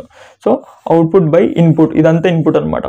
అవుట్పుట్ బై ఇన్పుట్ని ఎట్లా రాసినాం, అవుట్పుట్ ప్లస్ లాసెస్ లాగా రాసినాం. So output by input into 100, ఇది ఎఫిషియన్సీ. సో దీంట్లో ఎన్ని వాల్యూస్ని ఎక్స్ప్లెయిన్ చేయాలి. V2 అంటే సెకండరీ వోల్టేజ్, V1 అంటే ప్రైమరీ వోల్టేజ్, I2 అంటే సెకండరీ కరెంటు, I1 అంటే ప్రైమరీ కరెంటు, పీసీ అంటే కాపర్ లాస్, పిఐ అంటే iron loss. So cos phi అంటే ఏంటిది, పవర్ ఫ్యాక్టర్. ఇది important. So efficiency of a transformer is a ratio of output to the input. It shows how well the transformer converts input into useful output. So ఇన్పుట్ని correct useful output లాగా convert చేసిందా లేదా అని చెప్తుంది with minimum losses. So ఇది efficiency అనమాట. So దీని definition రాయమా, just it is a ratio of output to the input అట్లా రాస్తే అయిపోతుంది. దాన్ని మనం ఏమనుకుంటాం, V1 I1 cos phi is equals to V2 I2 cos phi PC PI అట్లా రాయాలి. సో దీన్ని ఈ ఫార్మెట్లో కూడా ఎక్స్ప్లెయిన్ చేయాలి. దీన్ని ఈ ఫార్మెట్లో ఎక్స్ప్లెయిన్ చేస్తే, వీటన్ని వాల్యూస్ ఎక్స్ప్లెయిన్ చేస్తే మళ్ళీ ఇంకేమనాలి, ఎఫిషియన్సీ ఎప్పుడు మాక్సిమం ఉంటుంది, కండిషన్ రాయాలి. Copper loss is equals to iron loss. ఇదంతా చెప్పినాం అనుకో నీకు 5కి 5 మార్క్స్ పడతాయి. నెక్స్ట్ ఇది ఇంకోటి ఉంటుంది, ఇది. సో ఎఫిషియన్సీ ఎప్పుడు maximum when copper loss is equals to iron loss. దీని డెరివేషన్ ఉంటుంది, ఇది సింపుల్ ఉంటుంది. జస్ట్ ఇక్కడ ఒక డిఫరెన్షియేషన్ చేయాలి. ఇక్కడ డిఫరెన్షియేషన్ చేస్తే మనకి ఆన్సర్ వస్తుంది. సో ఇది కూడా చెప్తా. ఇది 5 మార్క్స్ వచ్చింది, ప్రీవియస్లో 2 times వచ్చింది question. So next question, derive the condition for maximum efficiency. So మనం మాక్సిమం ఎఫిషియన్సీ అంటే తెలుసుకున్నాం. So copper loss is equals to iron loss. So PC is equals to PI. Copper లాస్ని ఏమనుకుంటాం, I² R is equals to PI. So ఇది derive చేసి చూపెట్టాలంట. ఇది derive చేసి చూపిస్తే ఎన్ని మార్క్స్, 5 మార్క్స్. ఇది ప్రీవియస్లో నేను ఎగ్జామ్ రాసినప్పుడు కూడా అడిగిండు. So copper loss is equals to iron loss అని చూపెట్టాలి. ఎట్లా చూపెట్టాలంటే ఈ ఫార్ములా నుంచి. So derive the condition for maximum efficiency of a single phase transformer ఇట్లా క్వశ్చన్ అడుగుతాడు. అప్పుడు మనం ఏం చేయాలి, ఈ ఫార్ములా వేసుకో. ఎఫిషియన్సీ ఈజ్ ఈక్వల్స్ టు ఈ formula output by input is equals to 100 into 100. So ఇప్పుడు మనం ఏం చేస్తున్నామంటే మనకి అవుట్పుట్ వాల్యూ తెలుసు V2 I2 cos phi తెలుసు కదా. ఇన్పుట్ని ఏమనుకుంటాం V1 I1 cos phi. So ఇప్పుడు మనము ఈ టర్మ్స్ని V2 లాగా కాకుండా V1 లాగా తీసుకోవాలి. ఎందుకు బ్రో V1 లాగా తీసుకోవాలంటే ఇప్పుడు V2 లాగా తీసుకుంటే ఏమవుతుంది, కింద 3 టర్మ్స్ వస్తున్నాయి, పైన 1 టర్మ్ వస్తుంది. సో దీన్ని ఇట్లా విడి తీసుకొని రాసుకోవడానికి ఉండదు, ఎందుకంటే కింద 3 టర్మ్స్ ఉన్నాయి కదా. సో ఇట్లా డినామినేటర్ ఇప్పుడు 1 టర్మ్ ఉందనుకో, పైన 3 టర్మ్స్ ఉన్నాయి అనుకో, దాన్ని 3 టర్మ్స్ లాగా రాసుకోవచ్చు. ఇప్పుడు ఎట్లా అంటే ఎగ్జాంపుల్ చెప్తాం, 1 + 2 డివైడ్ బై ఇట్లా 2 ఉందనుకో, దీన్ని ఏమని రాసుకోవచ్చు 1/2 + 2/2 ఇట్లా రాసుకోవచ్చు కదా, ఎందుకంటే డినామినేటర్ ఒకటే ఉంది కాబట్టి దీనికి విడి తీసుకోవచ్చు. ఇప్పుడు ఇట్లుందనుకో 1/2/2 ఇట్లుందనుకో, ఇప్పుడు విడ తీసుకోవచ్చా, సపరేట్ టర్మ్స్ లాగా రాసుకోవచ్చా, రాసుకోలేము. సో నేనేమంటానంటే కింద డినామినేటర్లో ఎక్కువ టర్మ్స్ ఉన్నాయి, మనకు అట్లా ఉండదు. అప్పుడు మనం ఏం చేయాలి, ఎఫిషియన్సీ ఈజ్ ఈక్వల్స్ టు మనకి ఏమని తెలుసు, అవుట్పుట్ బై ఇన్పుట్ ఇంటూ 100 అని తెలుసు కదా. సో నేనేం చేస్తున్నా, అవుట్పుట్ అంటే ఏంటిది, మనకి output is equals to V2 I2 cos phi. Input అంటే ఏంటిది, input is equals to V1 I1 cos phi. Next ఇంకోటి ఏమని తెలుసు, input is equals to output plus losses అని తెలుసు. అంటే ఇన్పుట్ ఈజ్ ఈక్వల్స్ టు అంటే V1 I1 cos phi is equals to ఏమని తెలుసు, అవుట్పుట్ అంటే V2 I2 cos phi plus PI PC, అంతే కదా, ఐరన్ లాస్ కాపర్ లాస్. ఇప్పుడు నేను ఏం చేస్తున్నా అంటే దీన్ని కింద 3 టర్మ్స్ వస్తున్నాయి. సో కింద 3 టర్మ్స్ రాకుండా రాసుకోవాలి, అంటే కింద టర్మ్ యాజ్ ఇట్ ఈజ్ రాసుకోవాలి, ఇన్పుట్ ఏది ఉందో అదే రాసుకోవాలి. సో కింద 3 టర్మ్స్ రావద్దు, నాకు 1 టైమే రావాలి, అంటే ఇన్పుట్ని ఇన్పుట్ లాగానే రాసుకోవాలి, ఇన్పుట్ని చేంజ్ చేయద్దు. So divide by V1 I1 cos phi, అంతే కదా, ఇన్పుట్ని ఇన్పుట్ లాగానే రాసుకుంటున్నాం. సో ఇన్పుట్ V1 I1 చేస్తున్నాం, so same as it is రాసుకుంటున్నాం. సో అవుట్పుట్ని చేంజ్ చేయాలి. సో అవుట్పుట్ని ఏమని రాసుకోవాలి, అవుట్పుట్ ఇక్కడ ఉంది, input is equals to output plus losses, అంతే కదా మామ. ఈ లాసెస్ అవతల తీసుకో, అప్పుడు ఏమవుతుంది, input minus losses is equals to output, అంతే కదా, input minus loss is equals to output. So అవుట్పుట్ని ఏమని రాసుకోవచ్చు, ఇన్పుట్ మైనస్ లాస్ అని రాసుకోవచ్చు. ఇది ఇన్పుట్, లాస్ ఎక్కడ ఉన్నాయి, ఈ 2 లాస్. సో ఈ 2 లాస్ అవతల తీసుకో. సో ఏమవుతుంది, ఇన్పుట్ అంటే V1 I1 cos phi minus ఈ 2 లాసెస్ని మైనస్ చేయాలి, ఈ 2 అవతలకి పోతే ఏమైతే మైనస్ అవుతుంది. సో PI మైనస్ PI, ఈ PC అవతలకి పోతే ఏమైతే minus PC, so minus PC. So ఇదేంటిది అవుట్పుట్. సో అవుట్పుట్ని నేను ఈ ఫార్మాట్లో రాసుకుంటున్నాను, ఇక్కడ అదే ఉంటుంది చూడు. అవుట్పుట్ని ఏమని రాసుకుంటున్నాం, ఇన్పుట్ మైనస్ లాసెస్ లాగా రాసుకుంటున్నాం. సో ఇట్లా రాసినాం, డివైడ్ బై ఇన్పుట్. ఇప్పుడు ఏం చేయొచ్చు, దీనికి సపరేట్, దీనికి సపరేట్ అట్లా రాసుకోవచ్చు అనమాట. సో ఇది కూడా రాసుకొని చూపిస్తాం. So efficiency is equals to ఇది బై ఇది, అంటే V1 I1 cos phi, ఇది డెరివేషన్ అనమాట. సో డెరివేషన్ చేస్తే మనకి ఫుల్ మార్క్స్ పడతాయి. సో ఇక్కడ ఏం చేసినా, నేను పైన టర్మ్స్ ఇట్లా రావాలి కాబట్టి ఈ ఫార్ములాతోని ఈ లాస్ అవతల తీసుకుపోయి ఇన్పుట్ మైనస్ లాస్ లాగా ఇట్లా రాసుకున్నాం. సో ఇది ఒకసారి చేస్తే గుర్తుంటుంది మీకు కూడా. మైనస్ పిఐని ఏమని రాసుకోవచ్చు, పిఐని అంతే పిఐ లాగా రాస్తాం. So PI V1 I1 cos phi minus పీసీని ఏమని రాసుకోవచ్చు, I2R. సో I2ని I2² అనుకుంటున్నాను, ఎందుకంటే I1² అనుకుంటున్నాను, ఎందుకంటే ఇక్కడ అన్ని I1 ఉన్నాయి కదా. సో ఇక్కడ I1² అనుకుంటున్నాను, I1² divide by V1 I1 cos phi, అంతే కదా. సో ఇప్పుడు నేనేం చేస్తున్నా అంటే with respect to I differentiate చేస్తున్నాను ఈ అన్ని టర్మ్స్ని. సో ఇది క్యాన్సిల్ అవుతాయి, 2 టర్మ్స్ సేమ్ ఉన్నాయి. So with respect to differentiate చేయనా, differentiation of with respect to I1 తో డిఫరెన్షియేట్ చేస్తున్నాను. ఇక్కడ ఏమైంది, క్యాన్సిల్ అయిపోయినాయి కాబట్టి డిఫరెన్షియేషన్ ఆఫ్ I1 1 మిగులుతుంది, ఇక్కడ ఏం లేదు కాబట్టి differentiation of I1 with respect to 1 minus ఇక్కడ ఏమున్నాయి, ఇక్కడ I1 అనేది ఉంది. సో మిగతా అన్ని కాన్స్టెంట్స్ అనమాట. సో మనకి ఆల్రెడీ ఇంటిగ్రేషన్ డిఫరెన్షియేషన్ తెలిసి ఉంటుంది మ్యాక్సిమం. సో ఇవన్నీ ఏమవుతాయి, constants, PI V1 cos phi ఇవన్నీ కాన్స్టెంట్స్ అవుతాయి, ఎందుకంటే విత్ రెస్పెక్ట్ టు I1 చేస్తున్నాం, అంటే రిమైనింగ్ అన్ని కాన్స్టెంట్, అవన్నీ కాన్స్టెంట్ అన్ని బయటికి తీసుకొచ్చినాం, అంతేగా PI V1 cos phi అన్ని బయటికి తీసుకొచ్చినాం. సో 1/I1 డిఫరెన్షియేట్ చేయాలి, differentiation of I1 with respect to 1/I1 minus ఇక్కడ ఏముంది I1². సో I1²ని డిఫరెన్షియేట్ చేయాలంటే రిమైనింగ్ ఏంది R/. సో ఇక్కడ I1 క్యాన్సిల్ అవుతుంది మామ, ఇక్కడ I1 ఉంది, ఇక్కడ 2 I1 ఉన్నాయి, అంటే I1² పైన ఉంది, కింద I1 ఉంది, అంటే ఒక I1 ఇక్కడ ఒక I1 పోతుంది, అంటే పైన I1 మిగులుతుంది. సో I1ని డిఫరెన్షియేట్ చేయాలి, రిమైనింగ్ ఏముంది R, కింద V1 ఉంది cos phi, V1 cos phi. So ఇవన్నీ బయటకు వచ్చినాయి, ఇవన్నీ constant, R, V1 cos phi ఇవన్నీ బయటకు వచ్చినాయి, ఏముంది I1. సో I1ని డిఫరెన్షియేట్ చేయాలి, d/di ఆఫ్ I1. సో ఇట్లా డిఫరెన్షియేట్ చేయాలి. దేన్ని డిఫరెన్షియేట్ చేస్తున్నాం, 1/I1 Iని డిఫరెన్షియేట్ చేస్తున్నాం. సో 1/I1కి డిఫరెన్షియేషన్ ఏమవుతుంది, 1/I1² అవుతుంది. ఇప్పుడు నేను మ్యాట్రిక్స్ M1 M2 సబ్జెక్ట్ చెప్పినా కదా, దాంట్లో డిఫరెన్షియేషన్ ఇంటిగ్రేషన్ ఈజీగా ఉంటుంది. సో మళ్ళీ చెప్పాలంటే పిచ్చిలేస్తుంది, అంటే లెంత్ అయిపోతుంది, అందుకని చెప్పాను.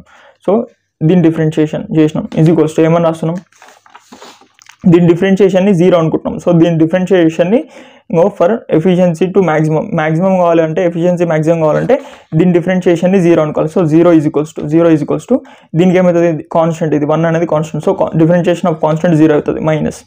So minus pi/v1 cos phi అంతే కదా, ఇంటూ 1/i1కి డిఫరెన్షియేషన్ ఏమవుతుంది, 1/i² అవుతుంది, మైనస్ 1/i² అవుతుంది.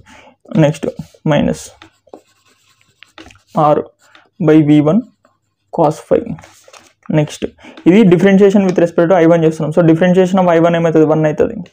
సో ఈ డిఫరెన్షియేషన్స్ తెలిసి వస్తుంది అనమాట. ఇది x అనుకోమా, డిఫరెన్షియేషన్ ఆఫ్ x ఏమవుతుంది, 1 అవుతుంది. డిఫరెన్షియేషన్ ఆఫ్ 1/x ఏమవుతుంది, మైనస్ 1/x² అవుతుంది. ఇది నేను m1 m2లో చెప్పిన, కావాలంటే అక్కడికి వెళ్ళి చూడు, అర్థమవుతుంది.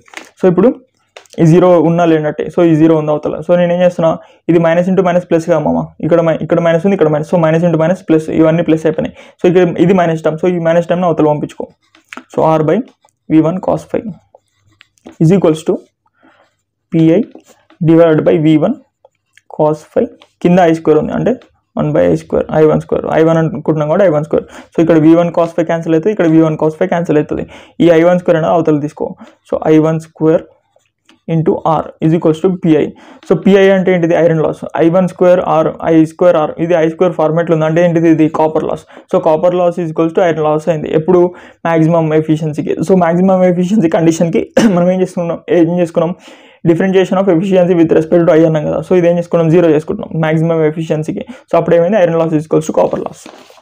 సో ఫర్ మ్యాక్సిమం ఎఫిషియన్సీ ఇది 0 చేసుకున్నాం, ఇది డిఫరెన్షియేషన్ని 0 చేసుకున్నప్పుడు ఏమైంది, ఇక్కడే డిఫరెన్షియేట్ చేసాం. సో నీకు రాకపోయినా సరే, అంటే చాలామందికి డిఫరెన్షియేషన్ రాదు మామ. ఇప్పుడు 1 డే బ్యాటర్స్ ఉంటారు వాళ్ళకి రాదు. అప్పుడు ఏం చేయాలి, జస్ట్ నేను చెప్పిన ఫార్మెట్లో రాసుకో, input minus losses by input ఇట్లా రాసుకొని ఏదో చేసినట్టు బిల్డప్ చేసి ఒక 4-5 లైన్లు రాసిన తర్వాత ఈ ఫామ్లో వచ్చేటట్టు చూసుకో. ఈ ఫామ్లో రావాలంటే ఏం చేయాలి, ఈ ఫామ్లో రావాలంటే ఈ i² అనేది ఇక్కడ రావాలి. ఈ i² ఇక్కడ వచ్చేలాగా నువ్వు ఏదో ఒకటి, ఇక్కడ v1 cos phi క్యాన్సిల్ కావాలి. సో ఈ ఈక్వేషన్ వచ్చేలాగా రాసుకో. ఈ ఈక్వేషన్ బట్టి కొట్టు, ఇక్కడ నుంచి ఈ ఈక్వేషన్ డెరైవ్ చేయి. ఇక్కడ ఇష్టం వచ్చిన సోది రాసుకో, కాకపోతే input minus losses by input అట్లా రాసుకో, అప్పుడు వాడికి కూడా చేసినట్టు అనిపిస్తుంది. సో నెక్స్ట్ క్వశ్చన్ మామ. సో ఈ క్వశ్చన్ అనేది చాలా important. So auto transformer. So దీనివల్ల అడ్వాంటేజ్ ఏంది, దీనివల్ల కాపర్ అనేది సేవ్ అవుతుంది. సో అదొక టాపిక్ ఉంటుంది. సో ఆటో ట్రాన్స్ఫార్మర్ వల్ల ఏమవుతుందంటే, ఈ కాపర్ వైండింగ్ ఉంది చూడు, 2 వైండింగ్స్ ఉండవు దీంట్లో, జస్ట్ సింగిల్ వైండింగ్ ఉంటుంది. ఆటో ట్రాన్స్ఫార్మర్లో సింగిల్ వైండింగ్ ఉంటుంది, అది ఎక్స్ప్లెయిన్ చేయాలి. సో దీంట్లో స్టెప్ అప్ స్టెప్ డౌన్ ఉంటుంది. ఈ స్టెప్ అప్ స్టెప్ డౌన్ ఏంటంటే వోల్టేజ్ రెగ్యులేషన్కి, ఇందాక నేను చెప్పిన కొంచెం. సో వోల్టేజ్ రెగ్యులేషన్కి వాడతాం step up step down transformer. Step up అంటే వోల్టేజ్ని ఇంక్రీజ్ చేయడానికి వాడతాం. సో స్టెప్ డౌన్ అంటే వోల్టేజ్ని డిక్రీజ్ చేయడానికి వాడతాం. ఈ షేప్లోనే ఉంటుంది చూడు, ఇక్కడ వోల్టేజ్ v1, ఇక్కడ v2 ఉంటుంది. సో ఇది v2 అనేది పెద్ద. సో వోల్టేజ్ ఇంక్రీజ్ చేయడానికి స్టెప్ అప్ ట్రాన్స్ఫార్మర్, ఇది step down transformer diagram. So ఈ డయాగ్రామ్ యాస్టీజ్ బట్టి కొట్టు మామ, ఇట్లా కూడా నేను ఎక్స్ప్లెయిన్ చేస్తాను. సో ఇది v2 అనేది రెడ్యూస్ అవుతుంది అంటే వోల్టేజ్ని రెడ్యూస్ చేయడానికి. సో ఇక్కడ ఏమవుతుంది, సింగిల్ వైండింగ్ ఉంది, step up step down transformer అంటే ఇది ఆటో ట్రాన్స్ఫార్మర్లో 2 types, step up step down. So దీనిలో సింగిల్ వైండింగ్ ఉంది. సో సింగిల్ వైండింగ్ వల్ల ఏమవుతుంది, కాపర్ అనేది సేవ్ అవుతుంది ఆటో ట్రాన్స్ఫార్మర్. సో ఈ ఆటో ట్రాన్స్ఫార్మర్ వల్ల మనకి కాపర్ కూడా సేవ్ అవుతుంది, వోల్టేజ్ రెగ్యులేషన్ కూడా పనికొస్తుంది. దీనిలో 2 types, step up step down. So ఇవన్నీ 3 క్వశ్చన్స్ అడిగిండు. Derive the expression for saving copper in auto transformer. ఎట్లా అడిగినా సరే ఇదే మొత్తం ఆన్సర్ రాసే. An auto transformer is a type of transformer which has only one winding. ఇక్కడ ఏముంది, ఓన్లీ 1 వైండింగ్ ఉంది. సో దాని డయాగ్రామ్ కూడా వేసి చూపిస్తా. Next, the parts of which is common in both primary and secondary circuits. So ఇప్పుడు ఏమవుతుంది, ఈ ఒకటే వైండింగ్ ఉంది చూడు, ఓన్లీ 1 వైండింగ్. ఈ వైండింగ్ అనేది ప్రైమరీ సెకండరీ రెండింటికి పనికొస్తుంది అనమాట. The parts of which is common in both primary and secondary circuits. So primary circuit secondary circuit రెండింటికి కామన్గా ఒకటే వైండింగ్ ఉందని చెప్తున్నాడు. సో అట్లా అనమాట. సో 2 సర్క్యూట్స్కి కామన్గా ఒకటే winding. It works on the principle of electromagnetic induction. అవును, సేమ్ ట్రాన్స్ఫార్మర్ ఎట్లా పనిచేస్తుంది ఇది కూడా అట్లే. A part of winding acts as a primary winding. So దీంట్లో సగం పార్ట్ అనేది ఏమవుతుంది, ప్రైమరీ వైండింగ్ లా యాక్టింగ్ చేస్తుంది. ఇంకొక పార్ట్ అనేది ఏం చేస్తుంది, సెకండరీ వైండింగ్ లా. So a part of acts as a primary and another part acts as a secondary winding. Next, electrical connection is continuous. So no isolated like 2 winding. So ఈ electrical connection అనేది continuous ఉంటుంది, ఎందుకంటే ఇక్కడ isolated winding లేదు కదా, ఇక్కడ ఒక winding ఇక్కడ ఒక వైండింగ్ ఉండి ఈ మ్యాగ్నెటిక్ ఫ్లక్స్తో రీచ్ కావడం అట్లా ఏం లేదు కదా, జస్ట్ సింగిల్ వైండింగ్ ఉంది. సో సింగిల్ వైండింగ్ ఉంది కాబట్టి ఇక్కడ ఏమవుతుంది, సపరేషన్ అనేది లేదనమాట. So electrical connection is continuous ఇక్కడ. Next, copper saved. ఇక్కడ కాపర్ అనేది సేవ్ అవుతుంది, ఆటో ట్రాన్స్ఫార్మర్లో కాపర్ అనేది సేవ్ అవుతుంది, అది ఇంపార్టెంట్. సింగిల్ వైండింగ్ ఉంటుంది, ఇక్కడ కాపర్ సేవ్ అవుతుంది, అది కూడా చెప్పాలి. Next, in a 2 winding transformer say separate copper wire are needed. So 2 winding ట్రాన్స్ఫార్మర్లో ఏమవుతుంది, ఇక్కడ ఒక సపరేట్ వైండింగ్, ఇక్కడ ఒక సపరేట్ వైండింగ్ నీడ్ అవుతుంది. So separate winding are needed for both primary and secondary. కానీ ఇక్కడ in auto transformer so common winding reduces the, so common winding ఉండడం వల్ల ఏమవుతుంది, reduce the length of wire. So length of the wire అనేది reduce అవుతుంది, ఎందుకంటే auto ట్రాన్స్ఫార్మర్లో just common winding ఉంది. సో కామన్ వైండింగ్ వల్ల ఏమవుతుంది, మనకి కాపర్ లెంత్ అనేది తగ్గుతుంది. సో 2 వైండింగ్స్ అనుకో, 2 వైండింగ్స్ అంటే ఎక్కువ లెంత్ వాడాలి. సో సింగిల్ వైండింగ్ అనుకో, సింగిల్ వైండింగ్ అంటే కాపర్ లెంత్ అనేది తగ్గుతుంది. సో కాపర్ లెంత్ తగ్గడం వల్ల మనకి కాపర్ అనేది సేవ్ అవుతుంది దేంట్లో, ఆటో ట్రాన్స్ఫార్మర్లో. సో ఇది important, hence copper less copper is used, ఇది important. Next types of auto transformer. So దాంట్లో ఏముంటుంది, స్టెప్ అప్. స్టెప్ అప్ అంటే వోల్టేజ్ని ఇంక్రీజ్ చేస్తాం, ఇది V1. సో V1 ఏమవుతుంది, V2 లాగా ఇంక్రీజ్ అవుతుంది అనమాట. సో ఇక్కడ V1 నుంచి V2 అనేది ఇంక్రీజ్ చేస్తున్నాం. సో స్టెప్ అప్ అంటే ఇట్లా జస్ట్ స్టెప్ డయాగ్రామ్ గుర్తుపెట్టుకోమా, ఇది స్టెప్ అప్ అవుతుంది అంటే ఏంది, V1 వోల్టేజ్ కంటే V2 వోల్టేజ్ అనేది పెద్దగా ఉంటుంది. So output voltage, so output voltage V2 ఉందిగా, సో ఇది ఇన్పుట్ మామ, ఇది ఇన్పుట్ V1 వోల్టేజ్ చేస్తున్నాం. సో ఇది లోడ్ దగ్గర అవుట్పుట్ అనమాట. సో ఇక్కడ V1 ఇన్పుట్ చేస్తున్నాం, ఇక్కడ V1 ఇన్పుట్ చేస్తున్నాం, ఇక్కడ V2 అనేది అవుట్పుట్ అనమాట. సో ఇప్పుడు ఏది పెద్ద ఉంది, V1 పెద్ద ఉందా, V2 పెద్ద ఉందా, సో V2 పెద్ద ఉంది. సో V2 అనేది అవుట్పుట్. సో ఇక్కడ ఉండేది ఇన్పుట్, ఇక్కడ ఉండేది అవుట్పుట్, ఇక్కడ ఉండేది ఇన్పుట్, ఇక్కడ ఉండేది అవుట్పుట్. So 2 diagrams. సో ఈ డయాగ్రామ్ కూడా ఎక్స్ప్లెయిన్ చేస్తాం. సో ఇక్కడ ఏమవుతుంది, V2 అనేది పెద్ద ఉంటుంది ఇక్కడ స్టెప్ అప్లో. నెక్స్ట్ స్టెప్ డౌన్లో ఏమవుతుంది, V1 అనేది పెద్ద ఉంటుంది. సో V1 అనేది పెద్దది, స్టెప్ డౌన్లో V1 అనేది పెద్దది. సో డయాగ్రామ్ని బట్టి నువ్వు ఈ మ్యాటర్ రాయొచ్చు, ఈ మ్యాటర్ మొత్తం రాసుకోవచ్చు. సో స్టెప్ అప్ అంటే ఏంటిది, వోల్టేజ్ని ఇంక్రీజ్ చేయడానికి, use it to increase the voltage. Step down అంటే వోల్టేజ్ని డిక్రీజ్ చేయడానికి, use it to decrease the voltage. So ఇప్పుడు 2 పాయింట్స్ వచ్చినాయి కదా. ఎగ్జాంపుల్ ఏంది, వోల్టేజ్ ఇక్కడ ఇంక్రీజ్ చేయడానికి అంటే 110 నుంచి 220 వరకు వోల్టేజ్ పెంచడం. నెక్స్ట్ ఇక్కడ డిక్రీజ్ చేయడానికి అంటే 230 నుంచి 110 వరకు వోల్టేజ్ని రెడ్యూస్ చేసినాం అనమాట. So 2 types, step up, step down. Just ఈ మ్యాటర్ రాసి ఈ డయాగ్రామ్స్ వేసినా నీకు ఫుల్ మార్క్స్ పడతాయి. సో డయాగ్రామ్ వేయాలి కదా. సో డయాగ్రామ్ ఏముండదు మామ, ఫస్ట్ వన్ ఇక్కడ వోల్టేజ్ V1 కదా, జస్ట్ స్టెప్ లాగేసుకొని ఇక్కడ కామన్ వైండింగ్ వేసుకో. సో కామన్ వైండింగ్ నా హ్యాండ్ నీట్గా లేదుగా. సో ఇంతే, జస్ట్ ఇక్కడ లోడ్ వేసుకో. ఇది స్టెప్ అప్, ఇది స్టెప్ అప్. స్టెప్ డౌన్ అంటే ఏంది, సింపుల్ సేమ్ వైండింగ్ కాకపోతే ఇట్లా వేసుకోవాలి అంతే. చూడు 2 సేమ్ ఉన్నాయి, 2 సిమిలర్ ఉంటాయి. సో ఇది స్టెప్ డౌన్ లాగా ఉంటుంది, స్టెప్ అప్ లాగా ఉంటుంది. సో ఇప్పుడు ఇట్లా వేస్తే నీకు మార్క్స్ సైడ్, ఇట్లా వేస్తే మార్క్స్ సైడ్ కాబట్టి ఏం చేయాలంటే ఇక్కడ V1 అని రాయాలి, ఇక్కడ V1 అని రాసి నెక్స్ట్ ఇక్కడ V2 అని రాయాలి, ఇక్కడ V2 అంతే కదా. సో ఇక్కడ ఇది V1 అని రాయాలి, ఇక్కడ V2 అని రాయాలి. సో ఇక్కడ లోడ్ ఉంటుంది మర్చిపోయినా. సో ఇక్కడ V2. సో నెక్స్ట్ ఏమని రాయాలి, ఇక్కడ టర్నింగ్స్, ఇక్కడ ఇదంతా N2. చూడు ఇదంతా N2 టర్న్స్ ఉంటాయి కదా, N2 N1 కూడా రాయాలి కదా. సో ఇదంతా N1, ఇది మొత్తం N2 లాగా కన్సిడర్ చేస్తాం, ఇది N1 లాగా కన్సిడర్ చేస్తాం. ఈ పార్ట్ ఉంది చూడు, ఇది N1 లాగా కన్సిడర్ చేస్తాం, ఈ మొత్తంని N2 లాగా కన్సిడర్ చేస్తున్నాం అనమాట. సో N2 వైండింగ్ అనేది ఎక్కువ ఉంది, అందుకని ఇక్కడ ఏమవుతుంది, వోల్టేజ్ అనేది ఎక్కువ ఉంది. ఇక్కడ ఏమవుతుంది, ఈ N2 ఉంది చూడు, ఈ N2 దీన్ని N2 లాగా కన్సిడర్ చేస్తాం, ఇది మొత్తం N1, ఇదంతా N1 వైండింగ్ అనుకుంటాం, ఇది N2 వైండింగ్. సో ఎప్పుడు వచ్చినా సరే ఫస్ట్ వచ్చేది N1 వైండింగ్ మామ, నెక్స్ట్ వచ్చేది N2 winding. So N2 winding ఎక్కువ ఉంది కాబట్టి ఏమవుతుంది, వోల్టేజ్ అనేది ఎక్కువ ఉంటుంది. ఇక్కడ ఏమవుతుంది, N2 వైండింగ్ అనేది తక్కువ ఉంది, N2 వైండింగ్ తక్కువ ఉంది కాబట్టి వోల్టేజ్ అనేది తక్కువ ఉంటుంది అట్లా అనమాట. సో జస్ట్ సింబల్స్ ఇక్కడ I1 అని వేసుకో, ఇక్కడ I2. సో ఇది ప్రైమరీ వైండింగ్ కదా మామ. సో ఇక్కడ I1, so N1 winding. So ఇక్కడ I1 కరెంట్ ఫ్లో అవుతుంది, ఇక్కడ ఏమవుతుంది I2 కరెంట్ అనేది ఫ్లో అవుతుంది. నెక్స్ట్ ఇక్కడ I1 కరెంట్ అని రాసుకో, ఇక్కడ I1 కరెంట్, ఇక్కడ ఏమవుతుంది I2 కరెంట్ పోతుంది. సో ఇది N1, ఇది N2 అట్లా గుర్తుపెట్టుకో. N1 అనేది పెద్దగా ఉంటుంది, ఇక్కడ N2 చిన్నగా ఉంటుంది, దానివల్ల V2 కూడా చిన్నగా ఉంటుంది. ఎందుకంటే మనకు తెలుసు V2/V1 = N2/N1, next E2/E1. So ఇట్లా నేర్చుకున్నాం కదా మనం ఇందాక. సో జస్ట్ డయాగ్రామ్ ఏమమ్మా, డయాగ్రామ్ వేసి ఇది దేనికి వాడతాం, వోల్టేజ్ ఇంక్రీజ్ చేయడానికి, ఇది వోల్టేజ్ రెడ్యూస్ చేయడానికి, జస్ట్ అట్లా చెప్పేసి అయిపోతుంది. నెక్స్ట్ ఈడి వరకు రాసిన అనుకో నీకు ఆన్సర్ అయిపోతాం అమ్మ, నెక్స్ట్ ఏమీ ఎక్స్ప్లెయిన్ చేయాల్సిన అవసరం లేదు. సో కాపర్ సేవింగ్ ఎందుకంటే ఇక్కడ 2 వైండింగ్స్ వాడుతున్నాం, ఫస్ట్ వైండింగ్ సెకండ్ వైండింగ్, ఇదేది 2 వైండింగ్ ట్రాన్స్ఫార్మర్. ఇక్కడ ఏమవుతుంది, సింగిల్ వైండింగ్లో అయిపోతేస్తున్నాం. సో ఇదన్న డయాగ్రామ్ వేసుకో. సో కాపర్ సేవింగ్ అవుతుందని డయాగ్రామ్తో ఎక్స్ప్లెయిన్ చేయొచ్చు. నెక్స్ట్ ఇక్కడ టోటల్ కాపర్ ఎంత వాడుతున్నాం 2 వైండింగ్లో, N1 I1 plus N2 I2. కానీ ఇక్కడ ఏమవుతుంది, just N1 - N2. So N1 - N2 ఎందుకు రాసినావు బ్రో అంటే ఇక్కడ ఇదంతా N2 కదా మామ, ఇదంతా N1. సో ఇదంతా N1, ఇదంతా N2. సో రెండింటికి కామన్ ఉంది కదా, సో రెండింటికి కామన్ ఒకటే కాబట్టి N1 - N2 అట్లా అనుకుంటాం. సో N1 - N2 ఈ డయాగ్రామ్ని బట్టి N1 - N2 ఇంటూ ఇక్కడ ఎంత కరెంట్ ఫ్లో అవుతుంది, I1 current. So into I1 plus N2 into, ఎందుకంటే ఇది సెకండ్ వన్ N2 కదా, సో N2 ఇంటూ ఇక్కడ ఎంత కరెంట్ ఫ్లో అవుతుంది, I2 - I1. So I2 - I1 అట్లా వేసినాం అనుకో, ఇది ఫార్ములా. ఈ ఫార్ములా నీకు గుర్తులేదు అనుకో, ఈ ఫార్ములా వేయకు, జస్ట్ ఈ 2 డయాగ్రామ్స్ వేసి అది ఎందుకు హెల్ప్ అవుతుంది ఇక్కడ కాపర్ సేవింగ్ అవుతుంది. సో 2 వైండింగ్ సింగిల్ వైండింగ్ వేసి ఇక్కడ కాపర్ సేవింగ్ అవుతుంది అని చెప్పు. ఇది ఆటో ట్రాన్స్ఫార్మర్. దీనికి నీకు 5 మార్క్స్లో 2-3 మార్క్స్ అన్న పడతాయి. దేవుడు అనేవాడు ఉన్నాడు, మాకు కూడా టైం వస్తుంది. 10th క్లాస్ పిల్లల్ని ఈజీగా పాస్ చేశారు, ఇంటర్ పిల్లల్ని పాస్ చేశారు, వాళ్ళ సప్లిమెంటరీలు పాస్ చేశారు, కానీ మాకెందుకు ఇలా? ఓ మావా, నాన్న పందులే గుంపుగా వస్తాయి, సింహం సింగిల్ గా వస్తుంది.